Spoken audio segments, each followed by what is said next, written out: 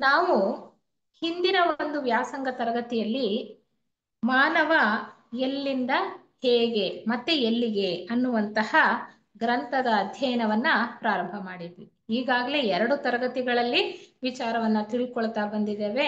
ಮೊದಲನೆಯ ತರಗತಿಯಲ್ಲಿ ಈ ಗ್ರಂಥದಲ್ಲಿ ಮುನ್ನುಡಿಯಲ್ಲಿ ಕೊಟ್ಟಂತಹ ವಿಚಾರಗಳನ್ನ ತಿಳ್ಕೊಂಡ್ವಿ. 2ನೆಯ ತರಗತಿಯಲ್ಲಿ ಪೂರ್ವೋಕ್ತಿಯಲ್ಲಿ ಕೊಟ್ಟಿರ್ತಕ್ಕಂತಹ ವಿಚಾರಗಳನ್ನ ತಿಳ್ಕೊಂಡ್ವಿ. ನಮಗೆ ನಾವು ಮನುಷ್ಯರಾಗಿ ಈ ಭೂಮಿಯ ಮೇಲೆ ಪ್ರಸ್ತುತ ಜೀವನ ಮಾಡ್ತಾ ಇದ್ದೇವೆ. ನಮ್ಮ ಹಿಂದಿನ ಇತಿಹಾಸ ಏನು ಅಂತ ತಿಳ್ಕೊಳ್ತಕ್ಕಂತಹ ಒಂದು ಆಸಕ್ತಿ ನಮ್ಮಲ್ಲಿ ಇರೋದು ಸಹಜ. ಈ ಆಸಕ್ತಿಯಿಂದ ನಮ್ಮ ಥಿಯಾಸಫಿ ವಾಂಗ್ಮಯದಲ್ಲಿ ಸಾಕಷ್ಟು ವಿಚಾರವನ್ನ ಕೊಟ್ಟಿರ್ತಕ್ಕಂತಹ ಅವರ ಗ್ರಂಥಗಳ ಮೂಲಕ ಅನಿ ಬೆಸೆಂಟ್ರು ಮತ್ತೆ ಲೆಡ್ಬಿಟ್ರ್ ಅವರು ತಮ್ಮ ಯೋಗ ದೃಷ್ಟಿಯಲ್ಲಿ ಕಂಡುಕೊಂಡಂತಹ ವಿಚಾರಗಳನ್ನ ನಮ್ಗೆ ತಿಳಿಸ್ತಾ ಇದ್ದಾರೆ. ಅಂದ್ರೆ ಅವರು ಅನೇಕ ಸಂಶೋಧನೆಗಳನ್ನ ಮಾಡ್ತಾರೆ ಸೂಕ್ಷ್ಮ ಪ್ರಪಂಚದಲ್ಲಿ, ಸೂಕ್ಷ್ಮ ಲೋಕಗಳಲ್ಲಿ. ಆ ರೀತಿ ಒಂದು ಪ್ರಯೋಗಗಳನ್ನ, ಸಂಶೋಧನೆಗಳನ್ನ ನಡೆಸಿ ಅವರು ಕಂಡುಕೊಂಡಂತಹ ವಿಚಾರಗಳನ್ನ ಮನುಷ್ಯ ಎಲ್ಲಿಂದ ಹೇಗೆ ಎಲ್ಲಿಗೆ ಅನ್ನುವಂತಹ ವಿಚಾರವನ್ನ ನಮ್ಗೆ ತಿಳಿಸ್ತಾ ಇದ್ದಾರೆ. ಅಂದ್ರೆ ಅವರು ಯೋಗ ದೃಷ್ಟಿಯಲ್ಲಿ ಕಂಡುಕೊಂಡಂತಹ ವಿಚಾರಗಳು. ಮನುಷ್ಯನಿಗೆ ತನ್ನ ಪ್ರಜ್ಞೆಯನ್ನ ಜೀವಾತ್ಮನ ಮಟ್ಟದ ಪ್ರಜ್ಞೆಗೆ ಏರಿಸಿದಾಗ ಅಲ್ಲಿ ಎಲ್ಲ ನೆನಪುಗಳು ಇದ್ದೇ ಇರುತ್ತೆ. ಅಲ್ಲಿ ನೆನಪುಗಳು ಇಲ್ದಲೆ ಹೋಗಕ್ ಸಾಧ್ಯ ಇಲ್ಲ. ಮನುಷ್ಯರಾದ ನಮಗೆ ಪ್ರತಿ ಜನ್ಮದಲ್ಲೂ ಆ ಜನ್ಮದ ನೆನಪುಗಳು ಮಾತ್ರ ಇರುತ್ತೆ ಹೊರತು ಹಿಂದಿನ ಜನ್ಮದ ನೆನಪುಗಳು ಇರೋದಿಲ್ಲ. ಆದ್ರೆ ನಾವು ಜೀವಾತ್ಮನ ಒಂದು ಅಂಶ ಅಲ್ವಾ.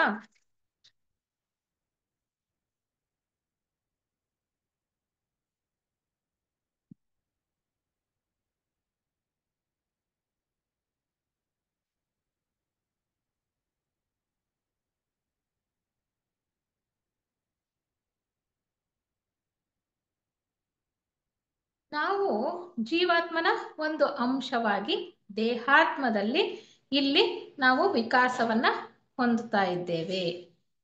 ಜೀವಾತ್ಮ ಶಾಶ್ವತ ಅನ್ನುವಂತಹ ವಿಚಾರವಾಗಿ ನಾವು ತಿಳ್ಕೊಳ್ತೇವೆ. ಆತ್ಮನಿಗೆ ಸಾವಿಲ್ಲ ಅಲ್ವಾ. ಆದ್ರೆ ಆ ಜೀವಾತ್ಮನ ಉನ್ನತ ಪ್ರಜ್ಞಾ ವಲಯದಲ್ಲಿ ನಾವು ನಮ್ಮ ಪ್ರಜ್ಞೆಯನ್ನ ಏರಿಸಿದ್ದೆ ಆದ್ರೆ ಅಲ್ಲಿ ಜೀವಾತ್ಮನ ಎಲ್ಲ ಜನ್ಮಗಳ ನೆನಪುಗಳು ಕೂಡ ಇರುವಂಥದ್ದು. ಹಾಗೆ ಉನ್ನತವಾದಂತಹ ಪ್ರಜ್ಞಾ ವಲಯದಲ್ಲಿ ನಾವು ಹಿಂದೆ ಏನೇನ್ ಆಗಿದ್ವಿ, ಎಲ್ಲಿಂದ ನಾವು ಈ ಒಂದು ಸ್ಥಿತಿಗೆ ಬಂದಿದ್ದೇವೆ ಅನ್ನೋದು ನಮಗೆ ತಿಳಿಯುತ್ತೆ. ಖಂಡಿತವಾಗ್ಲೂ ಯೋಗ ದೃಷ್ಟಿಯಲ್ಲಿ ಇದನ್ನ ತಿಳ್ಕೊಳ್ಬಹುದು ಅನ್ನುವಂತಹ ವಿಚಾರವನ್ನ ಗಮನದಲ್ಲಿಟ್ಕೊಳ್ತಾ ನಾವು ಪೂರ್ವೋಕ್ತಿಯಲ್ಲಿ ಕೆಲವು ವಿಚಾರಗಳನ್ನ ತಿಳ್ಕೊಂಡ್ವಿ ಹಿಂದಿನ ಒಂದು ಅಧ್ಯಯನ ತರಗತಿಯಲ್ಲಿ. ಆ ಪೂರ್ವೋಕ್ತಿಯಲ್ಲಿ ಕೊಟ್ಟಂತಹ ಇನ್ನು ಕೆಲವು ವಿಚಾರಗಳನ್ನ ನಾವು ತಿಳ್ಕೊಳ್ತಾ ಮುಂದುವರಿತಾ ಹೋಗೋಣಂತೆ. ಇವತ್ತು ನಾವು ಎಲ್ಲಿದ್ದೇವೆ? ಭೂಮಿ ಮೇಲಿದ್ದೇವೆ. ಭೂಮಿ ಒಂದು ಗ್ರಹ, ಹೌದಾ? ಈ ಗ್ರಹ ಸೂರ್ಯನ ಸುತ್ತ ಸುತ್ತುತ್ತಾ ಇದೆ. ಸೂರ್ಯನೇ ಈ ಒಂದು ಸೌರ ಬ್ರಹ್ಮಾಂಡಕ್ಕೆ ಅಧಿಪತಿ. ಸೌರ ಬ್ರಹ್ಮಾಂಡದಲ್ಲಿ ಸೂರ್ಯನ ಕೆಳಗಡೆ 10 ಜೀವ ವಿಕಾಸ ಯೋಜನೆಗಳು ನಡೀತಾ ಇದೆ. 3 ನೇರವಾಗಿ ಈಶ್ವರನ ಅಧಿಪತ್ಯದಲ್ಲಿ ನಡೀತಾ ಇದೆ. ಇನ್ನ 7 ಸಪ್ತ ಪ್ರಜಾಪತಿಗಳು ಅಂತ ನಾವು ಹೇಳ್ತೀವಲ್ಲ, ಅವರ ಮುಖಾಂತರ ಇಲ್ಲಿ ಒಂದು ಸಂಸರಣಾ ಕ್ರಿಯೆ ನಡ್ಕೊಳ್ತಾ ಹೋಗ್ತಾ ಇದೆ. ನಾವು ಸ್ವಲ್ಪ ಹಿನ್ನೆಲೆಯಲ್ಲಿ ಏನ್ ತಿಳ್ಕೊಂಡಿದ್ವಿ ಅದನ್ನ ವಿಚಾರ ಮಾಡಿ ಮುಂದೆ ಹೋದ್ರೆ ಅರ್ಥ ಆಗುತ್ತೆ. ಅದಕ್ಕೋಸ್ಕರ ನಾನು ಈ ವಿಚಾರಗಳನ್ನ ಹೇಳ್ತಾ ಇದ್ದೇನೆ. ಸೌರ ಬ್ರಹ್ಮಾಂಡದಲ್ಲಿ ಮುಖ್ಯವಾಗಿ 7 ಯೋಜನೆಗಳಿದೆ. ಸಂಸರಣ ಯೋಜನೆಗಳು ಅಂದ್ರೆ ಜೀವ ವಿಕಾಸ ಯೋಜನೆಗಳು. ಆ 7 ಯೋಜನೆಗಳಲ್ಲಿ ಭೂ ವಿಕಾಸ ಯೋಜನೆ ಅನ್ನುವಂಥದ್ದು ಒಂದು ವಿಕಾಸ ಯೋಜನೆ. ಆ ಒಂದು ಭೂ ವಿಕಾಸ ಯೋಜನೆಯಲ್ಲಿ ಭೂಮಿ ಅಂತಕ್ಕಂತಹ ಒಂದು ಗ್ರಹವೂ ಕೂಡ ಇದೆ. ಪ್ರತಿಯೊಂದು ವಿಕಾಸ ಯೋಜನೆಯಲ್ಲೂ ಕೂಡ 7 ಚಿಕ್ಕ ಗ್ರಹಮಾಲೆಗಳಿವೆ. ಅಂದ್ರೆ ನೋಡಿ, ಇಲ್ಲಿ ಗ್ರಹಗಳಿದೆಯಲ್ಲ, ನಾವೀಗ ಭೂಮಿ ಸೂರ್ಯನ ಸುತ್ತ ಸುತ್ತುತ್ತಾ ಇದೆ ಅಂತ ಅನ್ಕೊಂಡ್ವಲ್ಲ, ಭೂಮಿ ಈ ಸ್ಥೂಲ ಲೋಕದಲ್ಲಿ ಇರೋದ್ರಿಂದ ನಮ್ಮ ಕಣ್ಣಿಗೆ ಕಾಣಿಸುತ್ತೆ. ಅಂದ್ರೆ ನಾವು ಒಂದು ಟೆಲಿಸ್ಕೋಪ್ ಆಗ್ಲಿ ಅಥವಾ ವೈಜ್ಞಾನಿಕವಾಗಿ ನಾವು ಅಧ್ಯಯನ ಮಾಡ್ತಾ ಹೋದ್ರೆ ನಮಗೆ ಕಾಣಿಸ್ತಕ್ಕಂಥದ್ದು. ನಾವು ಏನು ಸ್ಯಾಟಲೈಟ್ ಅಲ್ಲಿ ಮೇಲೆ ಹೋಗಿ ಆ ಒಂದು ಸ್ಪೇಸ್ ಅಲ್ಲಿ ನಿಂತ್ಕೊಂಡು ಆಕಾಶದಲ್ಲಿ ನೋಡಿದ್ರೆ ನಮ್ಗೆ ಕಾಣಿಸ್ತಕ್ಕಂಥದ್ದು. ಅಂದ್ರೆ ಈ ಸ್ಥೂಲ ಲೋಕದಲ್ಲಿ ಇರ್ತಕ್ಕಂತಹ ಗ್ರಹಗಳು ಕಾಣಿಸುತ್ತೆ. ಆದ್ರೆ ಇದೊಂದೇ ಗ್ರಹ ಇಲ್ಲ ನೋಡಿ, ಇಲ್ಲಿ ಇದನ್ನ ಭೂಮಿ ಅಂತ ಹೇಳ್ತಕ್ಕಂಥದ್ದು. ಇದ್ರ ಜೊತೆಗೆ ಇನ್ನೂ 6 ಗ್ರಹಗಳಿದೆ. 7 ಗ್ರಹಗಳ ಒಂದು ಗುಚ್ಛ, 7 ಗ್ರಹಗಳ ಒಂದು ಗುಚ್ಛ. ಅದನ್ನ ನಾವು ಚಿಕ್ಕ ಮಾಲೆ ಅಂತ ಅನ್ಕೊಳ್ಬಹುದು. ಆಯ್ತಾ? ಈ ಒಂದೊಂದು ವಿಕಾಸ ಯೋಜನೆಯಲ್ಲೂ ಈ ರೀತಿ ಚಿಕ್ಕ ಚಿಕ್ಕ 7 ಗ್ರಹಗಳ ಗುಚ್ಛಗಳಿವೆಯಲ್ಲ, ಆ ತರದ್ದು 7 ಇವೆ. 7, ಇಲ್ಲಿ 4 ಮಾತ್ರ ತೋರಿಸಿದ್ದೇನೆ, ಜಾಗ ಇಲ್ಲ ಅಂತ. ಒಂದೊಂದು ಮಾಲೆಯ ನಂತರ ಮತ್ತೊಂದು ಮಾಲೆ ಕಾಣಿಸ್ಕೊಳ್ತಕ್ಕಂಥದ್ದು. ಒಂದು ಮಾಲೆಯಲ್ಲಿ ಅಲ್ಲಿ ಚಿಕ್ಕ ಮಾಲೆ ಇದೆಯಲ್ಲ, ಆ ಮಾಲೆಯಲ್ಲಿ ಈ ಜೀವ ವಿಕಾಸ ಪೂರ್ಣವಾದ ನಂತರ ಅದು ಲೈವ್ ಆಗ್ತಾ ಹೋಗುತ್ತೆ. ನಂತರ ಜೀವ ಪ್ರವಾಹ 2ನೆಯ ಮಾಲೆಗೆ ಬರುತ್ತೆ. ಅದಾದ ನಂತರ 3ನೆಯ ಮಾಲೆ, ನಂತರ 4, ಹೀಗೆ ಕೆಳಗಡೆ ಇಳಿತಾ ಬರುತ್ತೆ ಮೇಲಿನ ಲೋಕಗಳಿಂದ. ಮತ್ತೆ ಕೆಳಗಿಂದ ಮೇಲೆ ಏರ್ತಾ ಹೋಗ್ತಕ್ಕಂಥದ್ದು. ಮತ್ತೆ 3 ಗ್ರಹ ಮಾಲೆಗಳು ಇದೇ ಆರ್ಡರ್ ಅಲ್ಲಿ ಬರುತ್ತೆ. ಆದ್ರೆ ಅವು ಮೇಲ್ ಹೋಗ್ತಾ ಹೋಗ್ತವೆ, ಅಂದ್ರೆ ಪರಿಪೂರ್ಣತೆಯಲ್ಲಿ ಮುಂದುವರಿತಾ ಹೋಗ್ತಕ್ಕಂಥದ್ದು. ಸೌರ ಬ್ರಹ್ಮಾಂಡದಲ್ಲಿ 7 ಅನ್ನುವಂತಹ ಸಂಖ್ಯೆಗೆ ಬಹಳ ಮಹತ್ವ ಇದೆ. ನಾವು ತಿಳ್ಕೊಂಡ್ವಲ್ಲ, 7 ಅಂತಕ್ಕಂಥದಕ್ಕೆ ಬಹಳ ಮಹತ್ವ ಇದೆ. ಸೌರ ಬ್ರಹ್ಮಾಂಡದಲ್ಲಿ 7 ಮುಖ್ಯವಾಗಿರ್ತಕ್ಕಂತಹ ಅಂದ್ರೆ ವಿಕಾಸ ಯೋಜನೆಗಳು ನಡೀತಾ ಇದೆ. ಅದೇ ರೀತಿ ಸಪ್ತ ಸ್ವರಗಳು ಅಂತ ಹೇಳ್ತೀವಿ, 7 ಬಣ್ಣಗಳು ಅಂತ ಹೇಳ್ತೀವಿ, ವಾರದಲ್ಲಿ 7 ದಿನ ಇದೆ ಅಂತೀವಿ ಅಲ್ವಾ? ಹೀಗೆ 7 ಅಂತಕ್ಕಂಥದ್ದು ಬಹಳ ಮಹತ್ವವನ್ನ ಪಡ್ಕೊಂಡಿದೆ. ಅದೇ ರೀತಿ ಈ ವಿಕಾಸ ಯೋಜನೆಯಲ್ಲೂ ಕೂಡ ಈ 7 ವಿಕಾಸ ಯೋಜನೆಗಳಿದೆಯಲ್ಲ, ಒಂದೊಂದು ವಿಕಾಸ ಯೋಜನೆಯಲ್ಲೂ ಕೂಡ 7 ಗ್ರಹ ಮಾಲೆಗಳಿವೆ. 7 ಅಂತಕ್ಕಂಥದ್ದು, ಅಲ್ಲೂ ಕೂಡ 7 ಗ್ರಹ ಮಾಲೆಗಳಿವೆ. ಮತ್ತೆ ಸಂಸರಣೆ ಅಂತಕ್ಕಂಥದ್ದು 7 ವರ್ಗಗಳಲ್ಲಿ ನಡೀತಾ ಇದೆ ಪ್ರಸ್ತುತ ಅಲ್ವಾ? 7 ವರ್ಗಗಳಲ್ಲಿ ನಡೀತಾ ಇದೆ ಅಂತ. ಅಂದ್ರೆ ಮನುಷ್ಯ ವರ್ಗಕ್ಕೆ ಬರೋ ಮುಂಚೆ ನಾವು 6 ವರ್ಗಗಳನ್ನು ದಾಟಿ ಬಂದಿದ್ದೇವೆ. ನಾವು ಥಿಯಾಸಫಿ ವಾಂಗ್ಮಯದಲ್ಲಿ ಚೆನ್ನಾಗಿ ತಿಳ್ಕೊಂಡಿದ್ದೇವೆ ಅಲ್ವಾ? 1ನೇ ಭೂತವರ್ಗ, 2ನೇ ಭೂತವರ್ಗ, 3ನೇ ಭೂತವರ್ಗ, ನಂತರ ಖನಿಜಗಳಾಗ್ತೇವೆ, ಖನಿಜದಿಂದ ಸಸ್ಯ, ಸಸ್ಯದಿಂದ ಪ್ರಾಣಿ, ಪ್ರಾಣಿಯಿಂದ ಮನುಷ್ಯ. ಹೀಗೆ 7 ವರ್ಗಗಳು ನೋಡಿ, ಅಲ್ಲೂ ಕೂಡ 7 ವರ್ಗಗಳಿದೆ. ಒಂದೊಂದು ವರ್ಗಕ್ಕೆ ಸಂಬಂಧಪಟ್ಟ ಹಾಗೆ ಒಂದೊಂದು ಜೀವ ಪ್ರವಾಹ, ಜೀವ ಚೈತನ್ಯ ಪ್ರವಾಹ ಈ ಮಾಲೆಗಳಲ್ಲಿ ಹರಿತಾ ಇರುತ್ತೆ. ಅಂದ್ರೆ ಪ್ರತಿಯೊಂದು ಮಾಲೆಯಲ್ಲೂ ಕೂಡ 7 ಜೀವ ಚೈತನ್ಯ ಪ್ರವಾಹಗಳು ಹರಿತಾ ಇರುತ್ತೆ.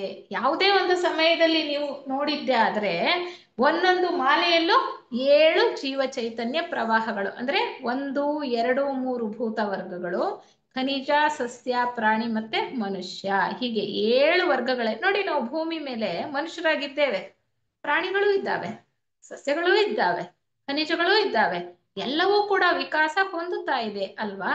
ಹಾಗೆ ಖನಿಜದಿಂದ ಸಸ್ಯ, ಸಸ್ಯದಿಂದ ಪ್ರಾಣಿ, ಪ್ರಾಣಿಯಿಂದ ಮನುಷ್ಯ. ಹಾಗೆ ಈ ವಿಕಾಸ ಅಂತಕ್ಕಂಥದ್ದು ಪರಮಾತ್ಮನ ಬೃಹತ್ ಸಂಸರಣಾ ಯೋಜನೆಯಲ್ಲಿ ನಡೀತಾ ಇರುವಂಥದ್ದು ಅನ್ನುವಂತಹ ವಿಚಾರವನ್ನ ನಾವು ಸಾಕಷ್ಟು ತಿಳ್ಕೊಂಡ್ವಿ ಹಿಂದಿನ ಒಂದು ತರಗತಿಯಲ್ಲಿ. ಇನ್ನ ಕೆಲವು ಮುಖ್ಯವಾದಂತಹ 3 ಮುಖ್ಯ ವಿಚಾರಗಳನ್ನ ಪೂರ್ವೋಕ್ತಿಯಲ್ಲಿ ಕೊಟ್ಟಿರೋದನ್ನ ಇವತ್ತು ತಿಳ್ಕೊಂಡು ಮತ್ತೆ ಮುಂದುವರಿಯೋಣಂತೆ. ಏನಪ್ಪಾ ಅಂದ್ರೆ 7ಕ್ಕೆ ಬಹಳ ಮಹತ್ವ ಇದೆ ಅಂತ ಅನ್ಕೊಂಡೆ ಅಲ್ವಾ? ಪ್ರಸ್ತುತ ಮನುಷ್ಯ ವರ್ಗದ್ದು 7ನೇ ವರ್ಗ. ಮನುಷ್ಯ ನಂತರ ಏನಿದೆ? ಮನುಷ್ಯ ಏನಾಗ್ಬೇಕಾಗಿದೆ? ಮಾನವಾತೀತನಾಗಬೇಕಾಗಿದೆ. ಮಾನವಾತೀತನಾಗಬೇಕಾಗಿದೆ, ಅತಿ ಮಾನವನಾಗಬೇಕಾಗಿದೆ. ಮನುಷ್ಯ ವರ್ಗದಲ್ಲಿ ಈ ವಿಕಾಸ ಕ್ರಿಯೆ ಸಂಪೂರ್ಣವಾಗಿ ನಡೆದ ನಂತರ ನಾವೇನಾಗ್ತೀವಿ? ಮೋಕ್ಷವನ್ನ ಪಡ್ಕೊಳ್ತೇವೆ, ಮುಕ್ತಿಯನ್ನ ಪಡಿತೇವೆ ಅಂತ ಹೇಳ್ತೀವಲ್ಲ. ಮುಕ್ತಿ ಅಂದ್ರೆ ಏನು? ಸಂಸಾರ ಚಕ್ರದಲ್ಲಿ ನಾವು ಸಿಲುಕಿಕೊಳ್ಳುವ ಅಗತ್ಯ ಇಲ್ಲ. ಮತ್ತೆ ಹುಟ್ಟಿ ಮತ್ತೆ ಸಾಯ್ತಕ್ಕಂತಹ ಈ ಮನುಷ್ಯ ದೇಹದಲ್ಲಿ ಅವಶ್ಯಕತೆ ಇಲ್ಲ. ಅಂದ್ರೆ ಮನುಷ್ಯ ವರ್ಗದಲ್ಲಿ ಈ ಸಂಸರಣೆ ಏನ್ ನಡೀತಾ ಇದೆ, ಜೀವ ವಿಕಾಸ ಏನ್ ನಡೀತಾ ಇದೆ ಅಲ್ಲಿ ಪರಿಪೂರ್ಣವಾದ ನಂತರ ಮನುಷ್ಯ ಏನಾಗ್ತಾನೆ, ಮಾನವಾತೀತನಾಗ್ತಾನೆ, ಅಂದ್ರೆ ಜೀವನ್ ಮುಕ್ತನಾಗ್ತಾನೆ ಅಲ್ವಾ.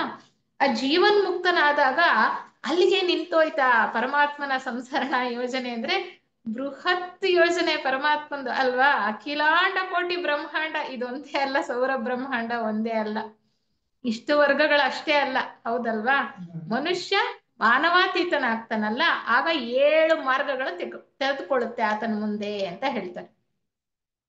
ಮನುಷ್ಯ ಮುಕ್ತಿಯನ್ನ ಪಡ್ಕೊಂಡ್ಮೇಲೆ ಈ ಸಂಸಾರದಿಂದ ಮನುಷ್ಯ ವರ್ಗದಲ್ಲಿ ನಾವು ಪರಿಪೂರ್ಣತೆಯನ್ನ ಪಡ್ಕೊಂಡ ನಂತರ ನಮ್ಮ ಮುಂದೆ 7 ಮಾರ್ಗಗಳು ತೆರೆದುಕೊಳ್ಳುತ್ತೆ.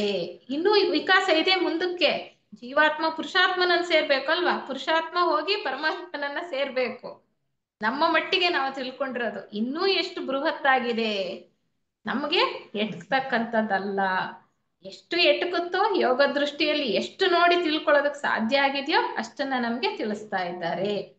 ಈಗ ಮನುಷ್ಯ ಮಾನವಾತೀತನಾದ ಮೇಲೆ 7 ದಾರಿಗಳಿದೆಯಂತೆ, 7 ದಾರಿಗಳು. ಅದನ್ನ ಹೇಳ್ತಾರೆ ಇಲ್ಲಿ ಪೂರ್ವೋಕ್ತಿಯಲ್ಲಿ. ಯಾವ್ಯಾವ ದಾರಿ ಅಂತಂದ್ರೆ, ಆತ ಆನಂದ ಭರಿತವಾದ ನಿರ್ವಾಣದ ಸರ್ವಶಕ್ತ ಸ್ಥಿತಿಯನ್ನ ತಲುಪ್ತಾನೆ ಅಂತ ಹೇಳ್ತಾರೆ. ಆನಂದ ಭರಿತವಾದ ಸ್ಥಿತಿ. ಈ ಮಾನವಾತೀತನಾದ ಮೇಲೆ ಆತ ಮುಂದೆ ಯಾವುದಾದ್ರೂ ಒಂದು ಗೋಳದಲ್ಲಿ, ಬೇರೆ ಯಾವುದೋ ಒಂದು ಗೋಳದಲ್ಲಿ ಅವತಾರ ಪುರುಷನಾಗಿ ಜನ್ಮವನ್ನ ಪಡ್ಕೊಳ್ಬಹುದು. ಆತನಿಗೆ ಕರ್ಮ ಬಂಧನವಿಲ್ಲ. ಅವತಾರ ಪುರುಷನಾಗಿ ಧರ್ಮ ಸಂಸ್ಥಾಪನೆಗಾಗಿ, ಅಧರ್ಮ ಎಲ್ಲಿ ಜಾಸ್ತಿ ಆಗಿರುತ್ತೋ ವಿಕಾಸ ಕ್ರಿಯೆ ಮುಂದುವರೆದು ಹೋಗ್ಲಿ ಅನ್ನೋ ದೃಷ್ಟಿಯಿಂದ ಆತ ಅವತಾರ ಪುರುಷನಾಗಿ ಬೇರೆಯ ಒಂದು ಗ್ರಹಮಾಲೆಯಲ್ಲಾಗ್ಲಿ ಅಥವಾ ಗೋಳದಲ್ಲಾಗ್ಲಿ ಜನ್ಮವನ್ನ ಪಡ್ಕೊಳ್ತಕ್ಕಂತಹ ಅವಕಾಶ ಇರುವಂತಹ ಒಂದು ದಾರಿ, ಅದು ಒಂದು ಮಾರ್ಗ. ಈ ತರ 7 ಇದೆ. ಯಾವ್ಯಾವ್ದು ಅವ್ರನ್ನ ಏನಂತಾರೆ, ಅವತಾರ ಪುರುಷರಾಗಿ ಜನ್ಮವನ್ನ ತಾಳಬಹುದಲ್ಲ, ಆ ಒಂದು ವರ್ಗವನ್ನ ಸಂಭೋಗಕಾಯ ಅಂತ, ಧರ್ಮಕಾಯ ಅಂತ ಹೇಳ್ತಾರೆ. ಅವ್ರನ್ನ ಏನ್ ಹೇಳ್ತಾರೆ, ಧರ್ಮಕಾಯರು ಅಂತ ಹೇಳ್ತಾರೆ. 2ನೇ ಮಾರ್ಗ ಏನಪ್ಪಾ ಅಂದ್ರೆ ಅವರನ್ನ ಸಂಭೋಗಕಾಯರು ಅಂತ ಕರೀತಾರೆ. ಇದು ಎಲ್ಲಿ, ಮಾನವಾತೀತ ಸ್ಥಿತಿ ಆದ್ಮೇಲೆ. ಮಾನವಾತೀತ ಸ್ಥಿತಿಯಲ್ಲಿ 7 ಮಾರ್ಗಗಳು ತೆರ್ಕೊಳ್ಳುತ್ತಲ್ಲ, ಮೊದಲನೇದು ಧರ್ಮಕಾಯ, 2ನೇದು ಸಂಭೋಗಕಾಯ. ಸಂಭೋಗಕಾಯ ಅಂದ್ರೆ ಆತ ಆಧ್ಯಾತ್ಮ ಕಾಲಾವಧಿಯನ್ನ ಪ್ರವೇಶ ಮಾಡ್ತಾನೆ ಅಂತ ಹೇಳ್ತಾರೆ. ಅಂದ್ರೆ ಸ್ಪಿರಿಚುವಲ್ ಪೀರಿಯಡ್ ಅಂತ ಹೇಳ್ತಾರೆ. ಉನ್ನತವಾದಂತಹ ಸ್ತರದಲ್ಲಿ ಮಾನವಾತೀತ ಘಟ್ಟದಲ್ಲಿ ಆತ ಕೆಲಸ ಮಾಡ್ತಾನೆ. ಇರ್ಲಿ, ಅದನ್ನ ಪೂರ್ತಿಯಾಗಿ ವಿವರಣೆ ನಮಗೆ ಇಲ್ಲಿ ಬೇಕಾಗಿಲ್ಲ, ಸೂಕ್ಷ್ಮವಾಗಿ ನಾವು ತಿಳ್ಕೊಳ್ತಾ ಹೋಗೋಣ. 3ನೆಯ ಮಾರ್ಗ ಏನಪ್ಪಾ ಅಂದ್ರೆ ನಿರ್ಮಾಣಕಾಯ ಅಂತ ಹೇಳ್ತಾರೆ. ನಿರ್ಮಾಣಕಾಯ ಅಂದ್ರೆ ಈ ವರ್ಗ ಎಲ್ಲಿ ಹೋಗುತ್ತೆ, ಈ ಒಂದು ಮಾರ್ಗವನ್ನ ಆರಿಸ್ಕೊಂಡು ಹೋಗ್ತಾರಲ್ಲ, ಅವ್ರು ಹೇಗೆ ಮುಂದೆ ತಮ್ಮ ಒಂದು ವಿಕಾಸದಲ್ಲಿ ಅಥವಾ ಸೌರ ಬ್ರಹ್ಮಾಂಡನ ಅಧಿಪತಿಯಾದಂತಹ ಆ ಸೂರ್ಯನ ಕೆಳಗೆ ಹೇಗೆ ಕೆಲಸ ಮಾಡ್ತಾರಪ್ಪ ಅಂದ್ರೆ, ಅವರು ಆಧ್ಯಾತ್ಮ ಶಕ್ತಿಗಳ ಭಂಡಾರದ ಒಂದು ಭಾಗವಾಗ್ತಾರಂತೆ. ಆಧ್ಯಾತ್ಮ ಶಕ್ತಿಗಳು ಸಂಚಯವಾಗಿರುತ್ತಲ್ಲ, ಅದರ ಒಂದು ಟ್ರೆಷರಿ ಒಂದು ಭಾಗ ಆಗುತ್ತಾರೆ.